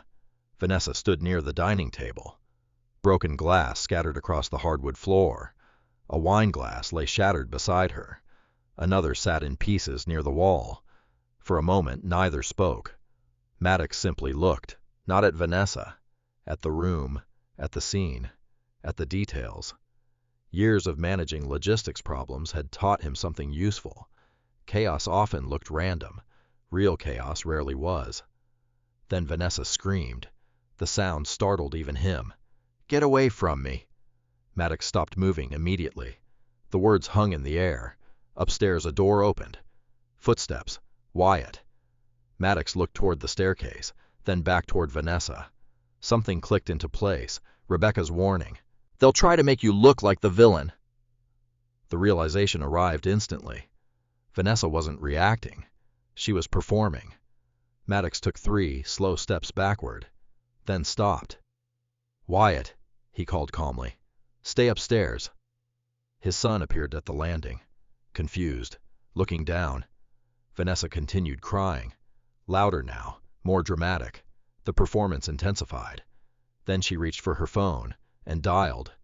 Maddox didn't need to hear the conversation. He already knew who she was calling. The dispatcher answered. Vanessa immediately shifted into panic. Her voice cracked, trembled, broke at exactly the right moments. Maddox listened quietly. The story formed itself. Fear, threats, aggression, escalation. The narrative Rebecca predicted was unfolding in real time. Maddox remained still, completely still. No arguments, no interruptions, no attempts to defend himself, because every word spoken during panic becomes evidence, and evidence matters. 5 minutes later, police lights appeared outside. Blue and red flashes reflected through the living room windows. Neighbors peeked through curtains. Front porch lights switched on across the street. The neighborhood awakened, exactly as these situations often do. 2 officers approached the house, professional, cautious, experienced. One entered first. The second remained slightly behind. Vanessa immediately moved toward them, crying, shaken. The story began before anyone asked questions. Maddox watched carefully, not because he doubted the officers, because he understood first impressions matter. The first version often arrives before the true version. The lead officer listened patiently, then turned toward Maddox. "Sir, we'd like to hear your side." Maddox nodded. "Of course." His voice remained steady, calm, measured. The officer seemed to notice. Good officers notice everything, including tone, including body language, including consistency. The questioning continued for several minutes. Then the officer asked an important question. "Do you have any cameras in the house?" Maddox almost smiled. Almost. "Yes." Vanessa froze, only slightly. But Maddox noticed. The officer noticed too. "We have cameras covering the kitchen living room, front entryway, and dining room."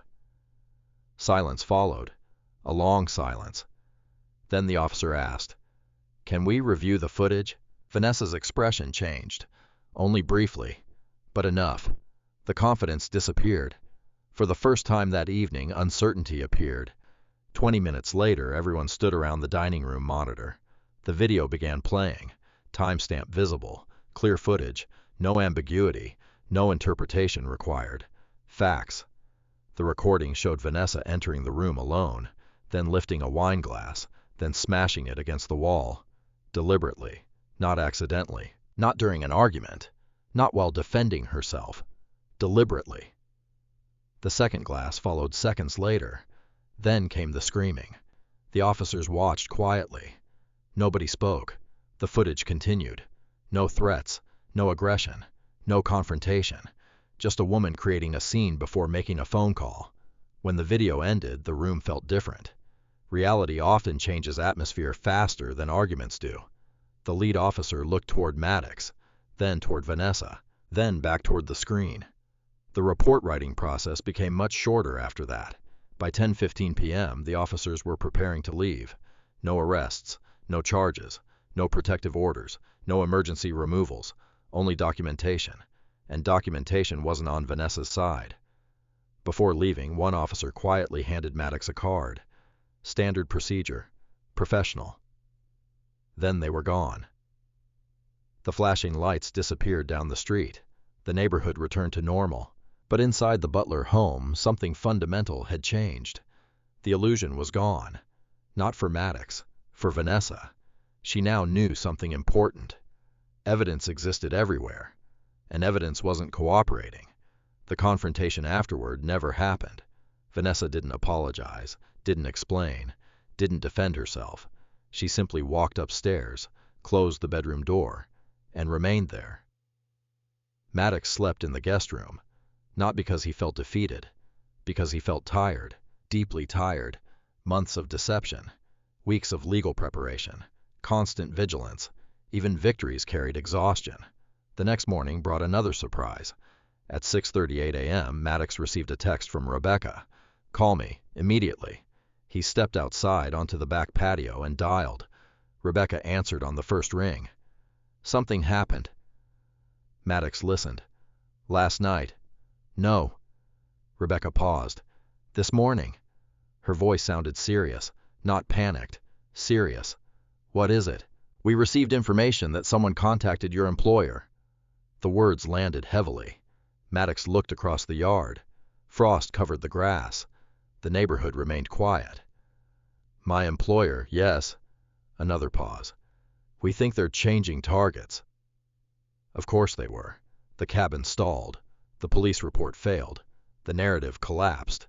The next logical objective was his career.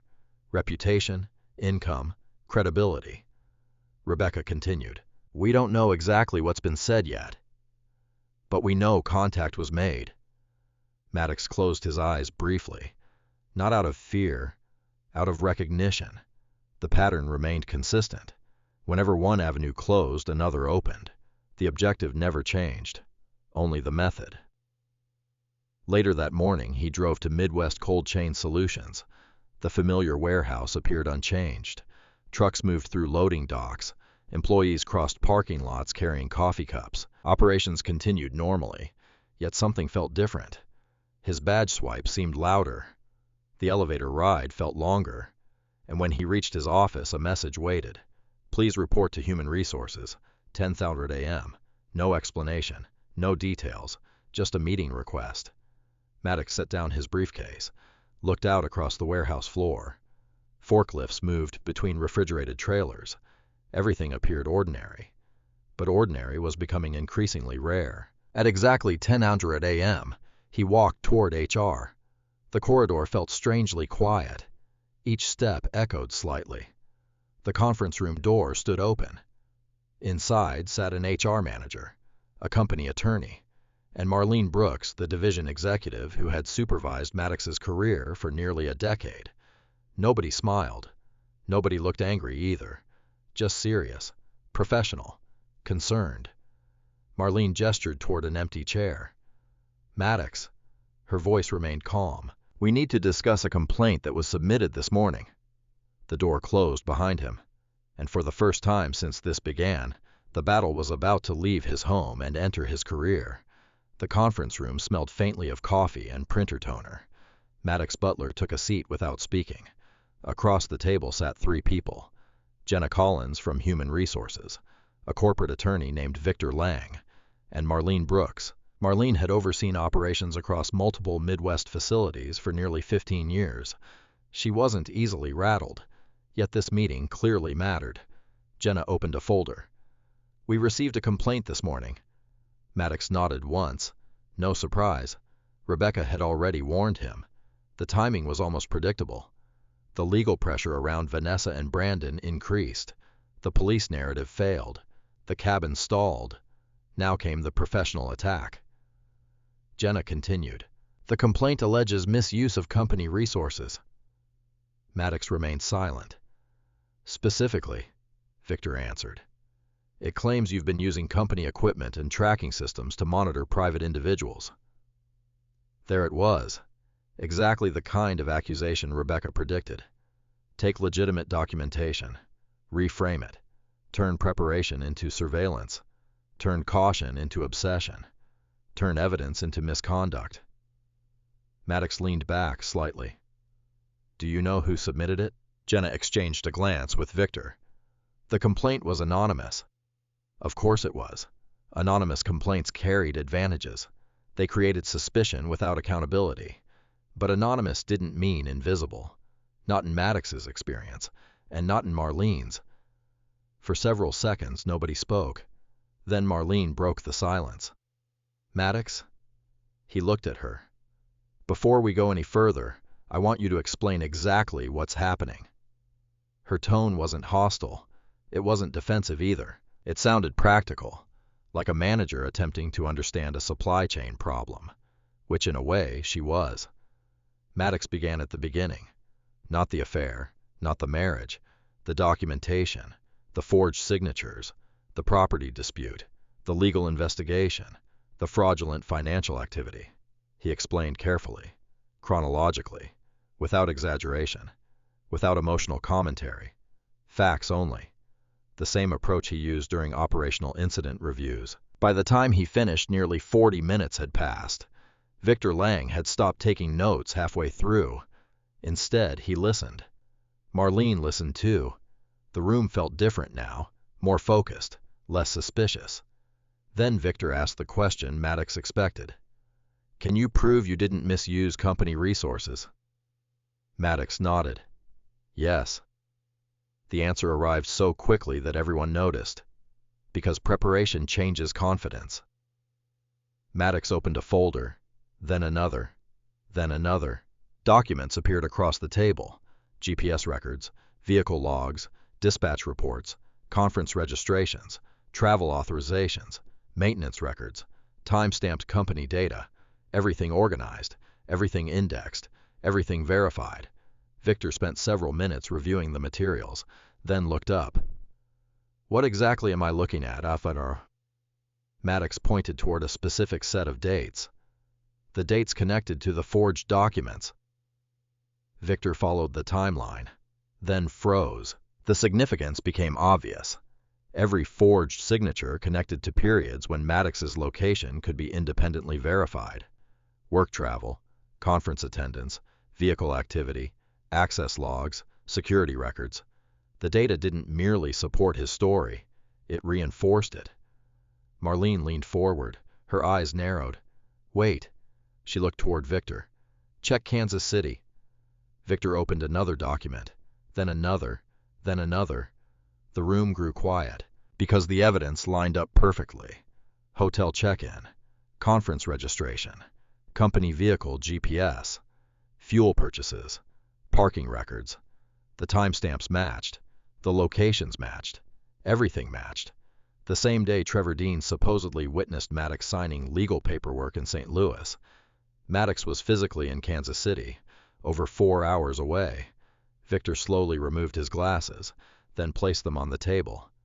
Nobody spoke for several moments. Finally, Marlene broke the silence. That's impossible. Maddox nodded. Exactly. The meeting shifted immediately. The complaint itself became secondary. The supporting evidence became the focus. Victor reviewed every available company record. The more he reviewed, the stronger Maddox's position became. Nothing suggested misconduct.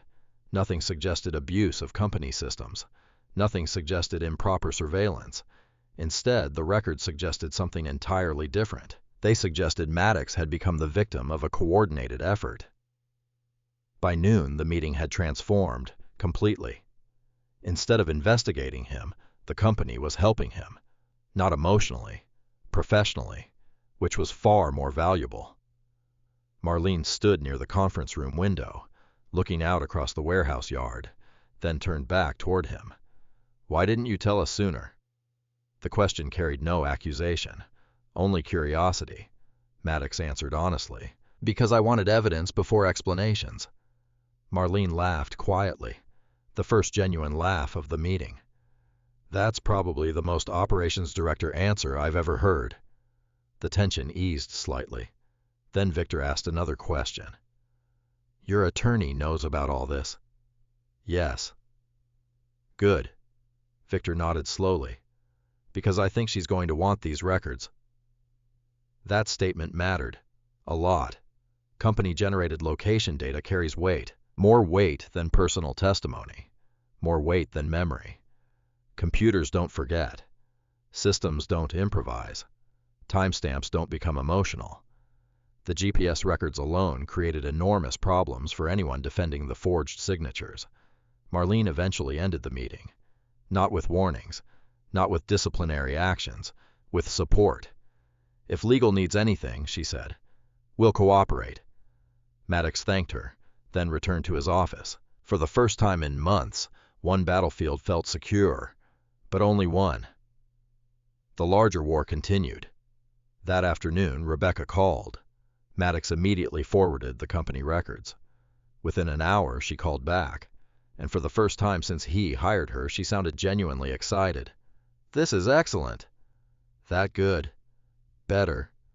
Rebecca rarely exaggerated, which made the response meaningful. She explained why. The records came from an independent source, a corporate system, created automatically, maintained routinely, completely unrelated to the marriage dispute, which made them difficult to attack, difficult to manipulate, difficult to dismiss. The evidence wasn't coming from Maddox anymore. It was coming from neutral third parties. That's where strong cases began. The next week brought additional developments, subpoenas, document requests, record preservation notices. The legal process expanded outward. Banks, title companies, financial institutions. Everyone began receiving formal requests. The pressure increased, and pressure changes behavior. Kevin Mercer noticed it first. His call arrived late Thursday afternoon. I think somebody's nervous. Maddox sat in traffic outside downtown St. Louis. What happened? Account activity changed, Kevin explained. Several financial movements suddenly stopped. Transfers that had occurred regularly for months disappeared. Patterns broke. Activity froze, almost as if someone realized they were being watched, which probably meant they had. The legal notices were working.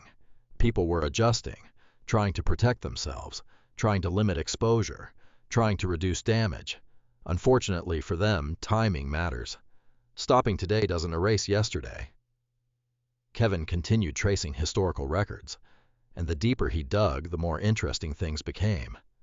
By Friday, he discovered another connection, not another transfer, another communication trail. The records pointed toward escrow activity linked to the cabin transaction, and buried inside the file sat a familiar name, Cross River Holdings. Again, every road seemed to lead back there. Every investigation circle narrowed around the same center. Brandon, Vanessa, the LLC, the money, the cabin, the forged signatures. Everything overlapped, everything connected. That weekend passed quietly, almost suspiciously quietly. Vanessa spent long periods away from home, claiming errands, appointments, meetings.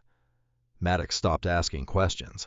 The answers mattered less than the records, and records were arriving faster now. Monday morning began with another meeting at Rebecca's office. Boxes filled the conference room. Documents covered every surface. Kevin stood near a projector screen. Several new charts displayed transaction histories. The visual evidence looked overwhelming. Even Maddox struggled to follow every connection. Then Kevin highlighted a specific sequence.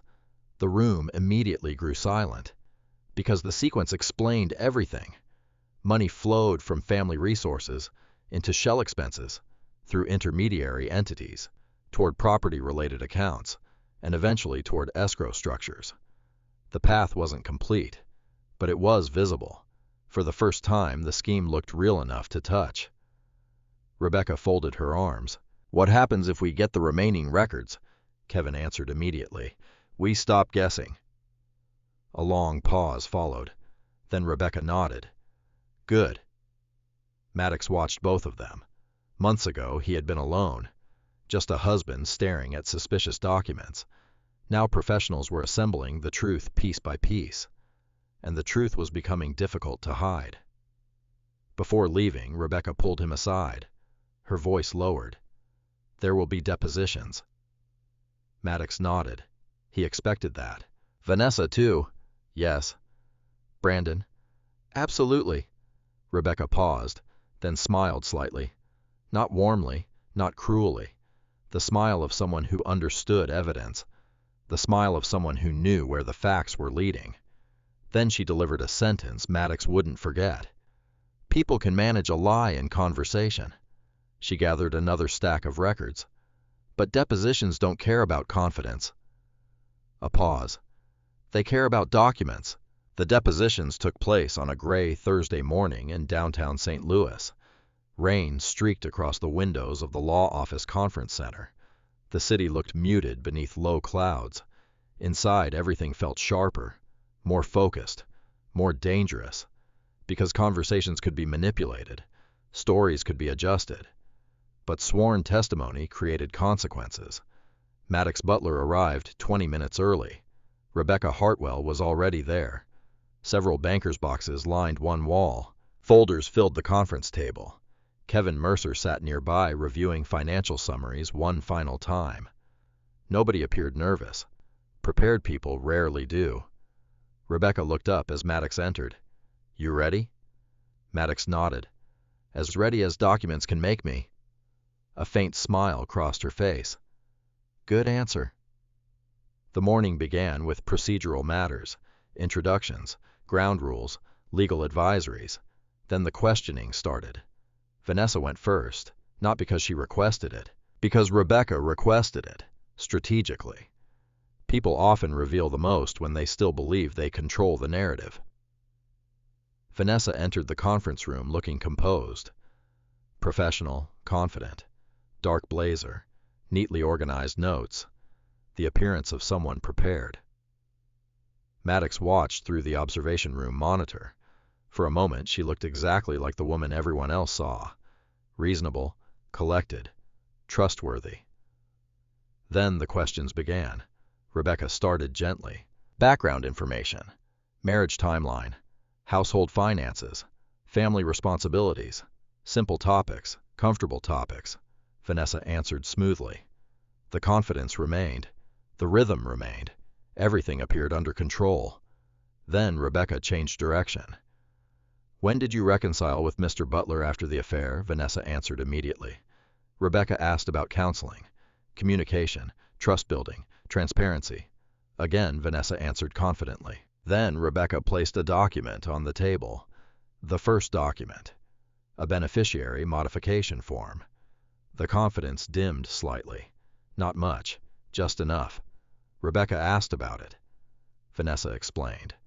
Reasonable explanation. Then another document appeared. Credit authorization changes. Another explanation.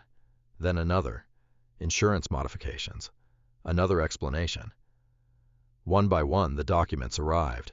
Each answer sounded plausible alone, but documents accumulate, and accumulated documents create patterns. Rebecca understood this perfectly. She never argued, never accused, never interrupted. She simply moved to the next document, and the next, and the next. After nearly an hour, Vanessa began showing signs of strain, longer pauses, more careful wording, more requests to review paperwork before answering. The rhythm had changed. Then Rebecca introduced the forged signatures. The room became noticeably quieter. Vanessa studied the pages, carefully, too carefully. Rebecca asked whether she recognized them. Vanessa said yes. Rebecca asked whether she believed they were authentic. Vanessa hesitated, only briefly, but long enough. The hesitation mattered, because confidence usually arrives immediately when truth is simple. Rebecca allowed the silence to expand, then introduced the Kansas City records, hotel receipts, vehicle logs, conference registrations, corporate GPS data. Every document placed Maddox somewhere else when the signatures supposedly occurred. Vanessa's posture shifted, not dramatically, slightly, but enough. The first crack appeared. The deposition continued. Rebecca never raised her voice, never pushed aggressively. She didn't need to. The documents were doing the work. Then came the voicemail. The room changed immediately. Rebecca played the recording. Brandon's voice filled the speakers. Once the cabin closes were clear, silence followed. Rebecca asked whether Vanessa recognized the voice. Another pause, another hesitation. The pattern continued. Questions grew harder. Answers became shorter. Confidence slowly disappeared. After lunch, Brandon Cross arrived, and unlike Vanessa, Brandon entered the room carrying visible confidence, almost arrogance, expensive suit, expensive watch, polished smile, the appearance of a man accustomed to controlling conversations. Maddox watched carefully. People often mistake confidence for strength. The two aren't always related. Brandon answered initial questions easily. Business background, real estate career, corporate relationships, Cross River Holdings. Everything seemed manageable. Then Kevin Mercer's financial analysis entered the discussion. The atmosphere shifted. Rebecca projected transaction maps onto a screen. Colored lines connected accounts, entities, transfers, escrow activity. Brandon's confidence remained. For about 20 minutes. Then Rebecca displayed a sequence of transfers connected to Cross River Holdings. The smile disappeared. Not completely, just enough. Rebecca asked simple questions. Where did these funds originate? Why were these transfers timed around property activity? Who authorized specific movements? Brandon's answers became less direct, more complicated, more cautious. The pattern looked familiar. People often speak clearly when discussing truth. Complexity frequently arrives alongside discomfort. Then Rebecca introduced Trevor Dean, the notary. The room became still. Brandon recognized the name immediately. That alone mattered. Rebecca asked how they knew each other. Brandon answered. Former business relationships, professional contacts, Nothing unusual. Reasonable answers. Then she introduced title company records, employment history, transaction histories, shared commercial files. The connections grew increasingly difficult to dismiss as coincidence. By late afternoon, Brandon's confidence had noticeably changed. Not collapsed, adjusted. The difference mattered, because confidence survives uncertainty. Arrogance doesn't. When the deposition finally ended, Rebecca appeared satisfied. Not celebratory, satisfied. There is a difference. One comes from emotion, the other comes from evidence. Maddox expected the day to be over. It wasn't. At 5:43 p.m., Kevin Mercer requested another meeting. Back in the conference room, he connected his laptop again. The screen displayed several new transaction records. Rebecca immediately noticed something. "So what am I looking at?" Kevin zoomed in. A series of financial movements appeared: escrow transfers, holding accounts, property-related disbursements. The activity looked ordinary, until Kevin highlighted one particular account. The room grew quiet, because nobody recognized it. Not immediately. "What's that?" Maddox asked. Kevin sat back. "That's what I've been trying to figure out." The account appeared repeatedly, always near the end of transaction chains, always receiving money, never sending much back out. Rebecca studied the records. "Personal account?" Kevin shook his head. "No." "Business?" "No." Another pause. "Escrow?" That got everyone's attention. Escrow accounts aren't unusual. Hidden escrow accounts are. Kevin continued. "The problem isn't that it exists. The problem is that nobody disclosed it." Rebecca's eyes narrowed. "Who controls it?" Kevin clicked through additional records. The answer wasn't immediately available. Layers existed: trust structures, intermediary entities, additional paperwork. But one thing was clear. The account mattered, a lot, because money repeatedly arrived there, and significant amounts at that. Maddox watched Kevin continue working, searching, comparing, cross-referencing. Then another record appeared. Kevin froze, only briefly, but enough. Rebecca noticed immediately. "What?" Kevin stared at the screen, then opened another document, then another. The room remained silent. Finally, he leaned back. "Interesting." That word meant trouble. Maddox had learned that quickly. "What is it?" Kevin rotated the screen. The information wasn't dramatic.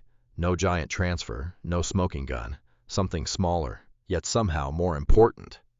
The escrow account appeared connected to property activity beyond the cabin. Much larger property activity. Property worth significantly more than the cabin itself. Rebecca studied the screen, then looked at Maddox. Neither spoke, because both were reaching the same conclusion. The cabin wasn't the destination. Again. Just a step, a funding source, a bridge. The real objective remained somewhere further down the road. Kevin continued digging. Another record surfaced. Then another. Then another. The connections expanded. More properties, more entities, more financial structures. The picture became larger and more complicated.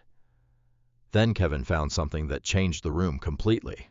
A property identifier, specific, unique, traceable, attached to the escrow account. Rebecca leaned forward. Maddox did too. Kevin opened the corresponding records. Several documents loaded. Property ownership histories, trust filings, transfer records. And suddenly everyone understood why the account existed. Because it wasn't protecting money. It was preparing for something much larger, much more valuable. Kevin stared at the screen, then quietly said, "I think we just found what they've been building toward." Nobody answered, because the documents were still loading, and whatever appeared next was about to explain why the cabin had never really mattered. The room stayed silent for nearly 20 seconds. Nobody rushed to speak. Nobody rushed to celebrate, because experience had taught Rebecca Hartwell and Kevin Mercer the same lesson. Big discoveries deserved verification, not excitement. The property records continued loading on the conference room screen. Page after page appeared. ownership histories, tax records, trust documentation, transfer restrictions, historical filings. Kevin scrolled slowly, then stopped. There. Rebecca leaned forward. Maddox did the same. The property identifier belonged to a piece of industrial land on the western edge of St. Louis County. Nothing glamorous. No luxury mansion. No lakefront estate. No private resort. Just several acres of commercial property surrounded by warehouses and distribution facilities. Yet Kevin looked more interested in this land than he had ever looked at the cabin. That alone meant something. "What am I missing?" Maddox asked. Kevin clicked open another file, then another. The answer appeared. Ownership. The property belonged to a trust. A very specific trust. The Butler Legacy Trust. Maddox froze. Not visibly, internally, because he recognized the name immediately. Very few people did. Almost nobody. The trust existed long before Vanessa entered his life. Long before marriage. Long before children. Long before Brandon Cross. The trust came from his father, and his grandfather before him. Rebecca turned toward him. "You know this property?" Maddox nodded slowly. "Yes." Kevin waited. Maddox stared at the screen. For a moment he was no longer sitting inside a downtown conference room. He was 17 years old again, standing beside his father near an aging industrial lot, watching trucks move through loading yards, listening to conversations about long-term investments, family assets, generational planning. The property wasn't impressive, but its location was, and over the decades the value had grown enormously. Not because of buildings, because of land, commercial land, strategically located land, the kind investors spent years trying to acquire. The realization settled heavily into the room. Rebecca broke the silence. "Tell me everything." Maddox leaned back, then began explaining. Nearly 14 years before marrying Vanessa, he had purchased the property using inherited funds from his grandfather's estate. The acquisition occurred before the relationship even existed, years before. Later, his father insisted the land be protected through a trust structure, not for secrecy, for preservation. The arrangement prevented accidental transfers, unnecessary risks, future disputes. The trust contained strict ownership restrictions, very strict. Rebecca listened carefully, then asked the obvious question. "Does Vanessa own any portion of it?" "No." "Never, no?" Kevin smiled, the first genuine smile of the evening. Not because someone had won, because something finally made sense. The escrow account, the transfers, the pressure around the cabin, the hidden financial movements, the forged signatures, everything suddenly aligned. Rebecca looked toward the transaction map. "The cabin wasn't the target." Maddox nodded. "No." Kevin pointed toward the screen. "This was. The industrial property, the real objective, the asset large enough to justify everything." The land had appreciated dramatically over the years. Current market estimates place the value between $8 and $10 million, possibly more. The room grew quiet again, not because of the number, because of the implications. Brandon and Vanessa believed the property belonged within reach. Otherwise, none of the surrounding activity made sense. Kevin opened another document, then another. A pattern emerged almost immediately. Cross River Holdings had explored financing options connected to commercial development projects. The timing aligned with the escrow activity, the trust structures, the hidden account, everything. Someone appeared to be preparing future collateral arrangements, and they needed ownership access to make it work. Rebecca folded her arms. "They thought they could reach it." Kevin nodded. "Looks that way." Then he highlighted another record, an internal planning memo connected to one of Brandon's development proposals. Several property references appeared. Most were ordinary. One wasn't. The industrial parcel appeared among them, not by name, by identifier. The same identifier connected to Maddox's trust, the same property, the same land. Rebecca stared at the screen. "That's bold." Kevin laughed quietly. "That's one word for it." Maddox remained silent. The realization kept expanding, not emotionally, Logically, the property had never been discussed extensively inside the marriage. Vanessa knew it existed, but only generally. Occasionally mail arrived there. Occasionally tax notices appeared. Family paperwork referenced the address. Nothing unusual. She likely assumed what many spouses would assume, that it formed part of the marital estate, part of the family portfolio, part of everything else. She was wrong, very wrong, and Brandon appeared equally wrong. That mistake now threatened everything they had built. The next several weeks moved quickly, faster than any previous phase of the investigation. Discovery requests expanded. Additional records arrived. More financial pathways surfaced, and every new piece reinforced the same conclusion. The industrial property remained central. The trust protections remained intact. Most importantly, neither Brandon nor Vanessa had any legitimate claim to it. Not now, not ever. Rebecca eventually requested formal trust documentation. When the records arrived, the legal implications became even stronger. Transfer restrictions, trustee requirements, ownership limitations, protective provisions. Every safeguard Maddox's father established years earlier remained active. The structure wasn't merely difficult to access, it was nearly impossible. Kevin reviewed the paperwork twice, then shook his head. They built an entire strategy around a bad assumption. Rebecca nodded. A very expensive assumption. The irony wasn't lost on anyone. Months of planning, forged signatures, hidden transactions, property manipulation, escrow activity, financial engineering, all built on a misunderstanding large enough to destroy the entire structure. Meanwhile, Brandon still didn't seem to understand the problem. That became clear during follow-up discovery responses. His attorneys continued requesting information connected to the property, valuations, historical records, ownership summaries. The requests themselves revealed something: interest. Too much interest. Rebecca noticed immediately. They still think it's available. Maddox almost laughed. Almost. Not because the situation was funny, because it was astonishing. The real asset had been protected years before anyone imagined needing protection. Not through clever strategy, not through revenge, not through foresight regarding Vanessa, through ordinary family planning. His father had simply believed important assets should survive future uncertainty.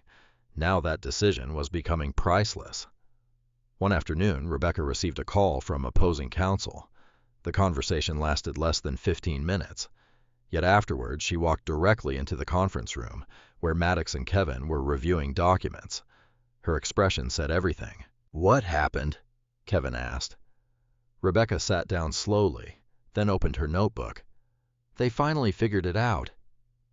Maddox understood immediately. "The trust." Rebecca nodded. "The trust." Silence followed. Not triumphant silence, just recognition. Because from that moment forward, the case changed. The industrial property no longer represented an opportunity.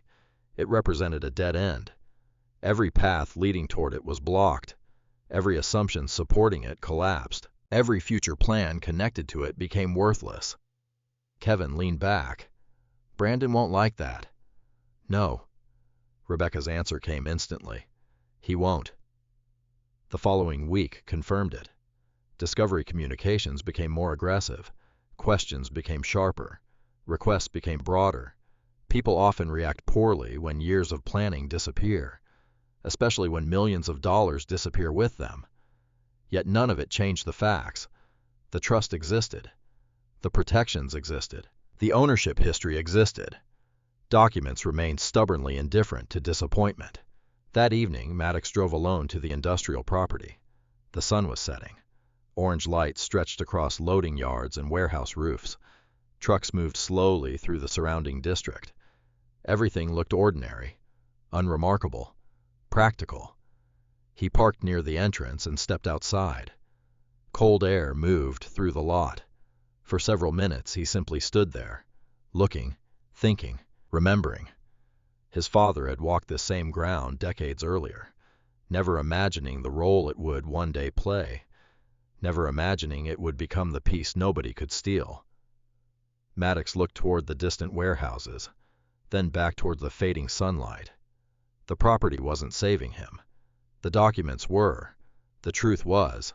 The preparation was. This land simply happened to expose a lie. And somewhere across town, Brandon Cross was probably realizing the same thing. Because after months of maneuvering, transferring, planning, and manipulating, the largest asset in the entire picture had never belonged within reach. Not for a second. Not for a single day. And now everyone involved knew it. The system moved quietly. That was the part most people misunderstood. Movies taught people that justice arrived dramatically. Courtroom outbursts, confessions, shouting matches, last-minute surprises. Reality rarely worked that way. Reality moved through paperwork, deadlines, orders, filings, signatures, and once enough evidence accumulated, the system simply started doing its job. 3 weeks after the trust documents surfaced, the first major ruling arrived. Rebecca Hartwell called Maddox at 7:12 a.m. He was standing in his kitchen making coffee. The smell of fresh grounds filled the room. Outside, spring sunlight had begun replacing winter skies. Maddox. Rebecca sounded satisfied. Not excited. Satisfied. The judge signed it. Maddox leaned against the counter. What exactly? The temporary restraining order. A quiet moment followed. Months earlier, those words would have sounded abstract. Now they carried enormous weight. The order froze multiple transactions connected to the ongoing dispute, property activity, escrow activity, financial movements, several accounts, several entities. Most importantly, it prevented anyone from quietly completing unfinished transfers while the litigation continued. The legal walls were now official, not theoretical, real, and enforceable. Rebecca continued. The title company has already acknowledged the order. Good. The escrow company, too. Even better. Every institution involved preferred caution over liability. Once judges entered the picture, caution usually won. By lunchtime, Kevin Mercer called with additional updates. The financial networks around Cross River Holdings had changed dramatically. Several planned transactions vanished. Scheduled movements stopped. Funding arrangements collapsed. Some entities appeared dormant almost overnight. The pressure was working. Not because Maddox was attacking anyone, because documentation was. Facts create pressure all by themselves. Meanwhile, another problem was beginning elsewhere. Trevor Dean, the notary. For months, Trevor existed on the edge of the story, a supporting figure, an overlooked participant. Now that changed.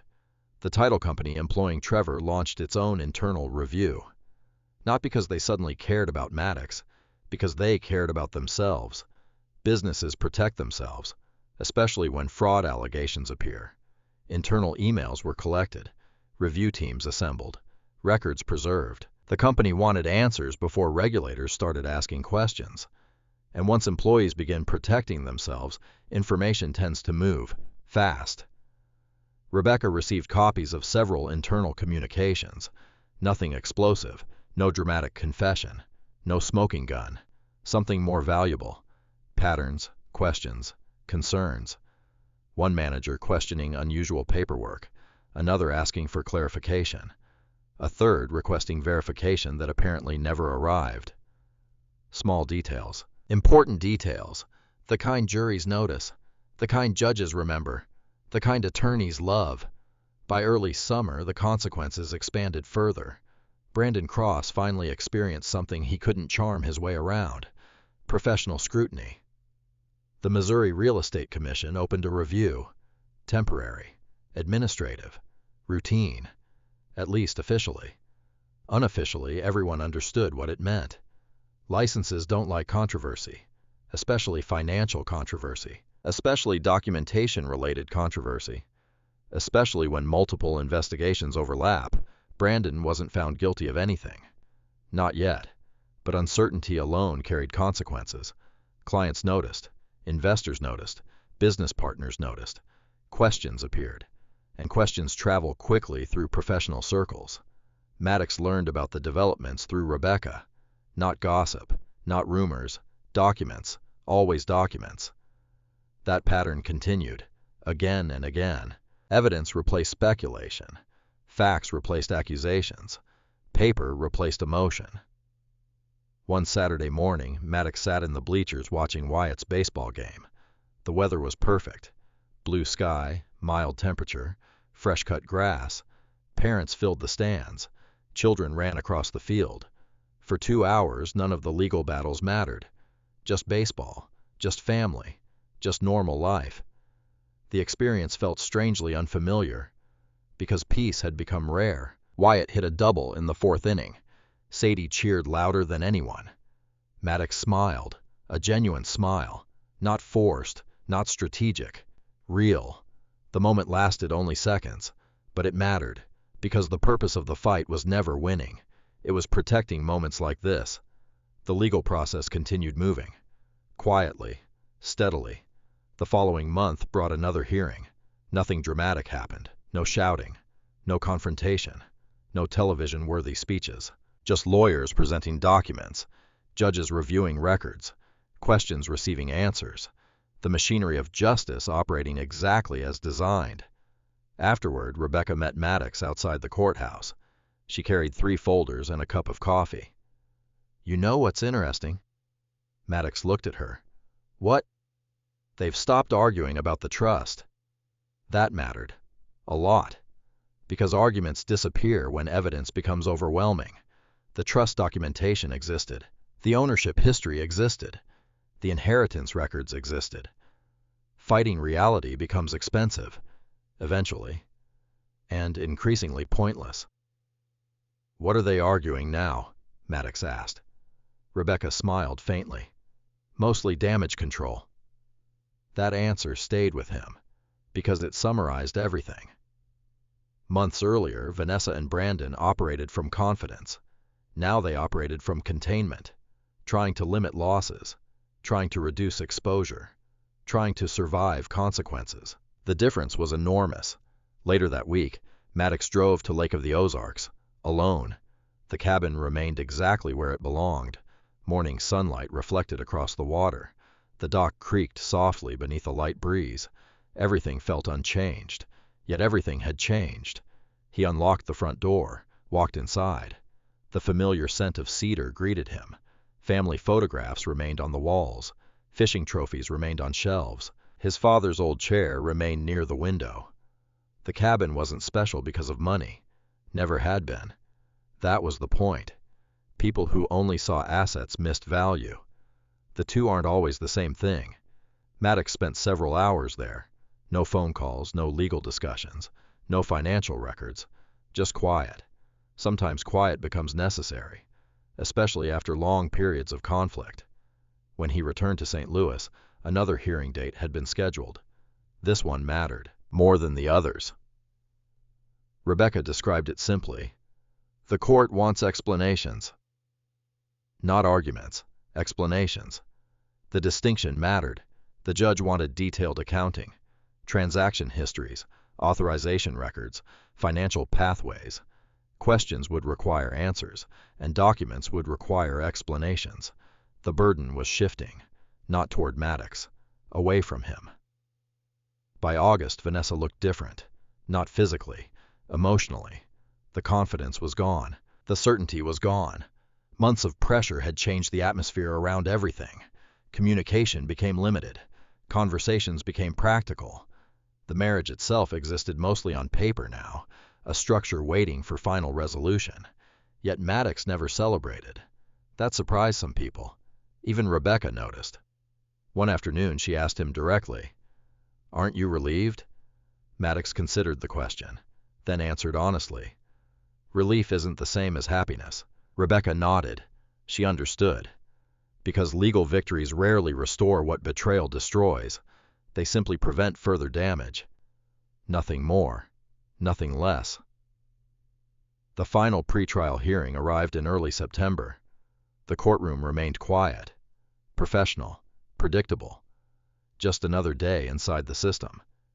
Until the judge reviewed the latest financial disclosures. Then everything slowed. Several questions emerged. Specific questions.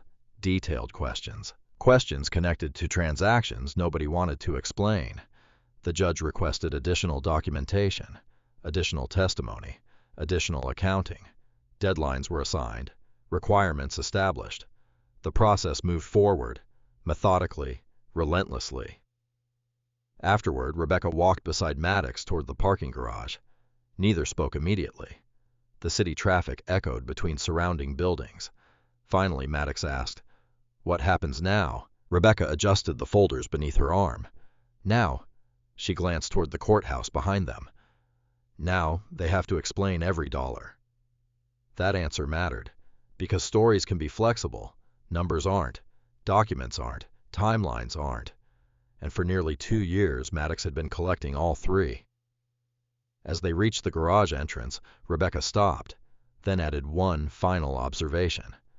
"The hardest part is over." Maddox looked at her. "You sure?" Rebecca nodded. "The truth already won." She paused. "The court just hasn't finished writing it down yet." The system moved quietly. That was the part most people misunderstood. Movies taught people that justice arrived dramatically. Courtroom outbursts, confessions, shouting matches, last-minute surprises. Reality rarely worked that way. Reality moved through paperwork, deadlines, orders, filings, signatures. And once enough evidence accumulated, the system simply started doing its job. 3 weeks after the trust documents surfaced, the first major ruling arrived. Rebecca Hartwell called Maddox at 7:12 a.m. He was standing in his kitchen making coffee. The smell of fresh grounds filled the room. Outside, spring sunlight had begun replacing winter skies. "Maddox." Rebecca sounded satisfied. Not excited, satisfied. "The judge signed it." Maddox leaned against the counter. "What exactly?" "The temporary restraining order." A quiet moment followed. Months earlier, those words would have sounded abstract.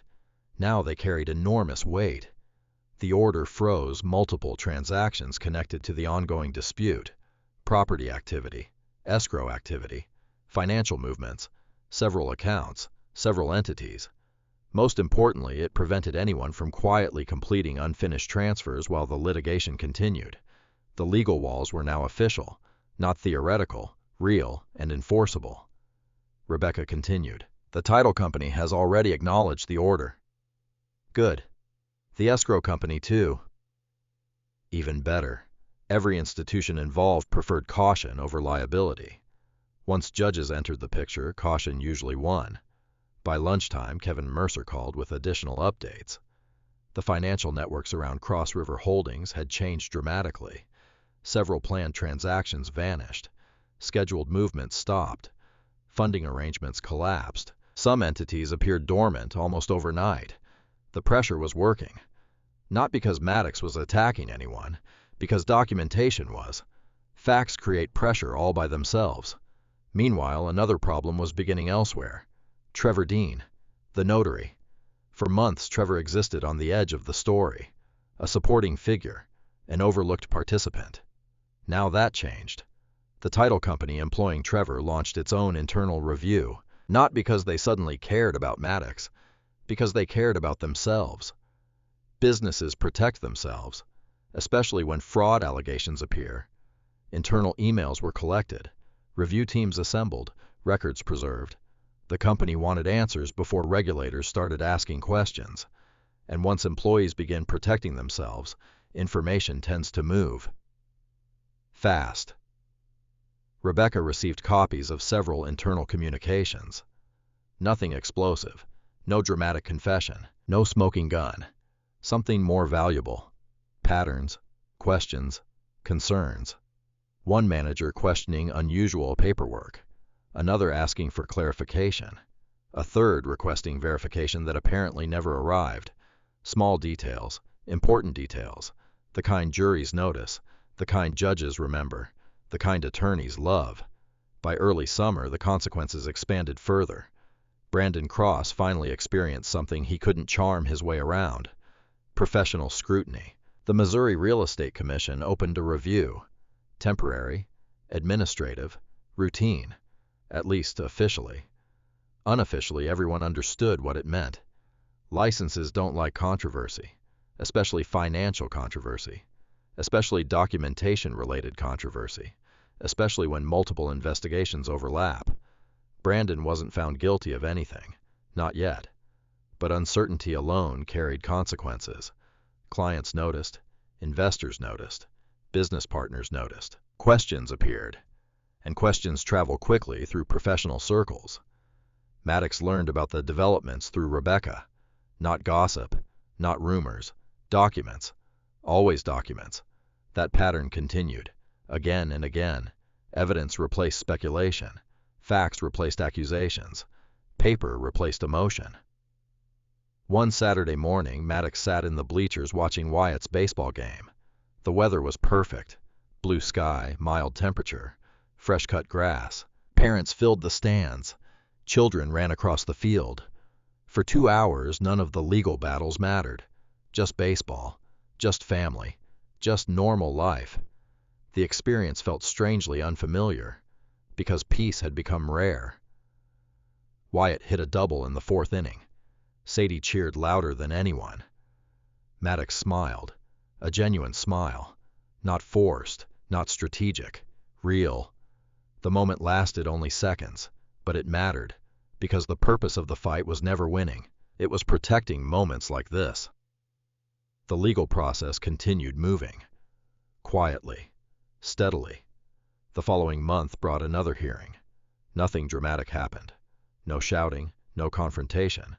No television-worthy speeches, just lawyers presenting documents, judges reviewing records, questions receiving answers, the machinery of justice operating exactly as designed. Afterward, Rebecca met Maddox outside the courthouse. She carried 3 folders and a cup of coffee. "You know what's interesting?" Maddox looked at her. "What? They've stopped arguing about the trust." That mattered. A lot. Because arguments disappear when evidence becomes overwhelming. The trust documentation existed. The ownership history existed. The inheritance records existed. Fighting reality becomes expensive eventually, and increasingly pointless. "What are they arguing now?" Maddox asked. Rebecca smiled faintly. "Mostly damage control." That answer stayed with him, because it summarized everything. Months earlier, Vanessa and Brandon operated from confidence. Now they operated from containment, trying to limit losses, trying to reduce exposure, trying to survive consequences. The difference was enormous. Later that week, Maddox drove to Lake of the Ozarks, alone. The cabin remained exactly where it belonged. Morning sunlight reflected across the water. The dock creaked softly beneath a light breeze. Everything felt unchanged. Yet everything had changed. He unlocked the front door, walked inside. The familiar scent of cedar greeted him. Family photographs remained on the walls. Fishing trophies remained on shelves. His father's old chair remained near the window. The cabin wasn't special because of money. Never had been. That was the point. People who only saw assets missed value. The two aren't always the same thing. Maddox spent several hours there. No phone calls, no legal discussions, no financial records. Just quiet. Sometimes quiet becomes necessary, especially after long periods of conflict. When he returned to St. Louis, another hearing date had been scheduled. This one mattered, more than the others. Rebecca described it simply. "The court wants explanations." Not arguments. Explanations. The distinction mattered. The judge wanted detailed accounting, transaction histories, authorization records, financial pathways. Questions would require answers, and documents would require explanations. The burden was shifting, not toward Maddox, away from him. By August, Vanessa looked different. Not physically, emotionally. The confidence was gone. The certainty was gone. Months of pressure had changed the atmosphere around everything. Communication became limited. Conversations became practical. The marriage itself existed mostly on paper now, a structure waiting for final resolution. Yet Maddox never celebrated. That surprised some people. Even Rebecca noticed. One afternoon she asked him directly, "Aren't you relieved?"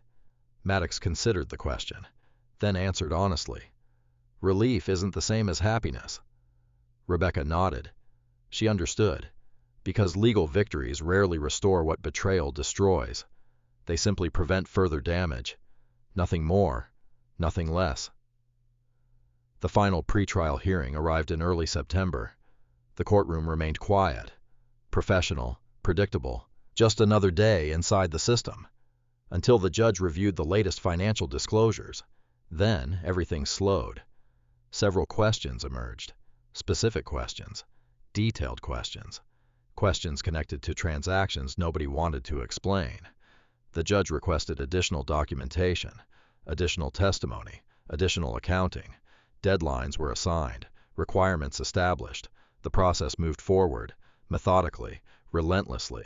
Afterward, Rebecca walked beside Maddox toward the parking garage. Neither spoke immediately. The city traffic echoed between surrounding buildings. Finally, Maddox asked, "What happens now?" Rebecca adjusted the folders beneath her arm. "Now?" She glanced toward the courthouse behind them. "Now they have to explain every dollar." That answer mattered, because stories can be flexible. Numbers aren't. Documents aren't. Timelines aren't. And for nearly 2 years, Maddox had been collecting all three. As they reached the garage entrance, Rebecca stopped, then added one final observation. "The hardest part is over." Maddox looked at her. "You sure?" Rebecca nodded. "The truth already won." She paused. "The court just hasn't finished writing it down yet." One of the hardest truths in life is that forgiveness and trust are not the same thing. Forgiveness can be offered in a moment. Trust must be rebuilt through actions over time. Maddox learned that lesson the difficult way. He gave someone a second chance because he wanted to protect his family, not because he was blind. What saved him in the end was not anger, revenge, or confrontation. It was patience. While others relied on stories, he relied on facts. While others chased shortcuts, he built records. And when the time came, the truth had somewhere to stand. Many people watching this have probably experienced something similar on a smaller scale. Maybe it wasn't an affair. Maybe it wasn't money. Maybe it was a friendship, a business partner, or even a family member who slowly took advantage of trust.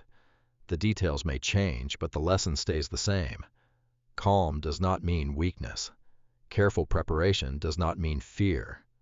Sometimes the strongest thing a person can do is stay steady long enough for the truth to reveal itself. Now I'd like to hear from you. If you were in Maddox's position, would you have given Vanessa a second chance after discovering the affair? Or would you have walked away immediately? Share your thoughts in the comments. I read as many as I can. And if you enjoyed this story, make sure to subscribe. Tomorrow's story is about a man whose entire family treated him like a failure, until the reading of a will changed everything.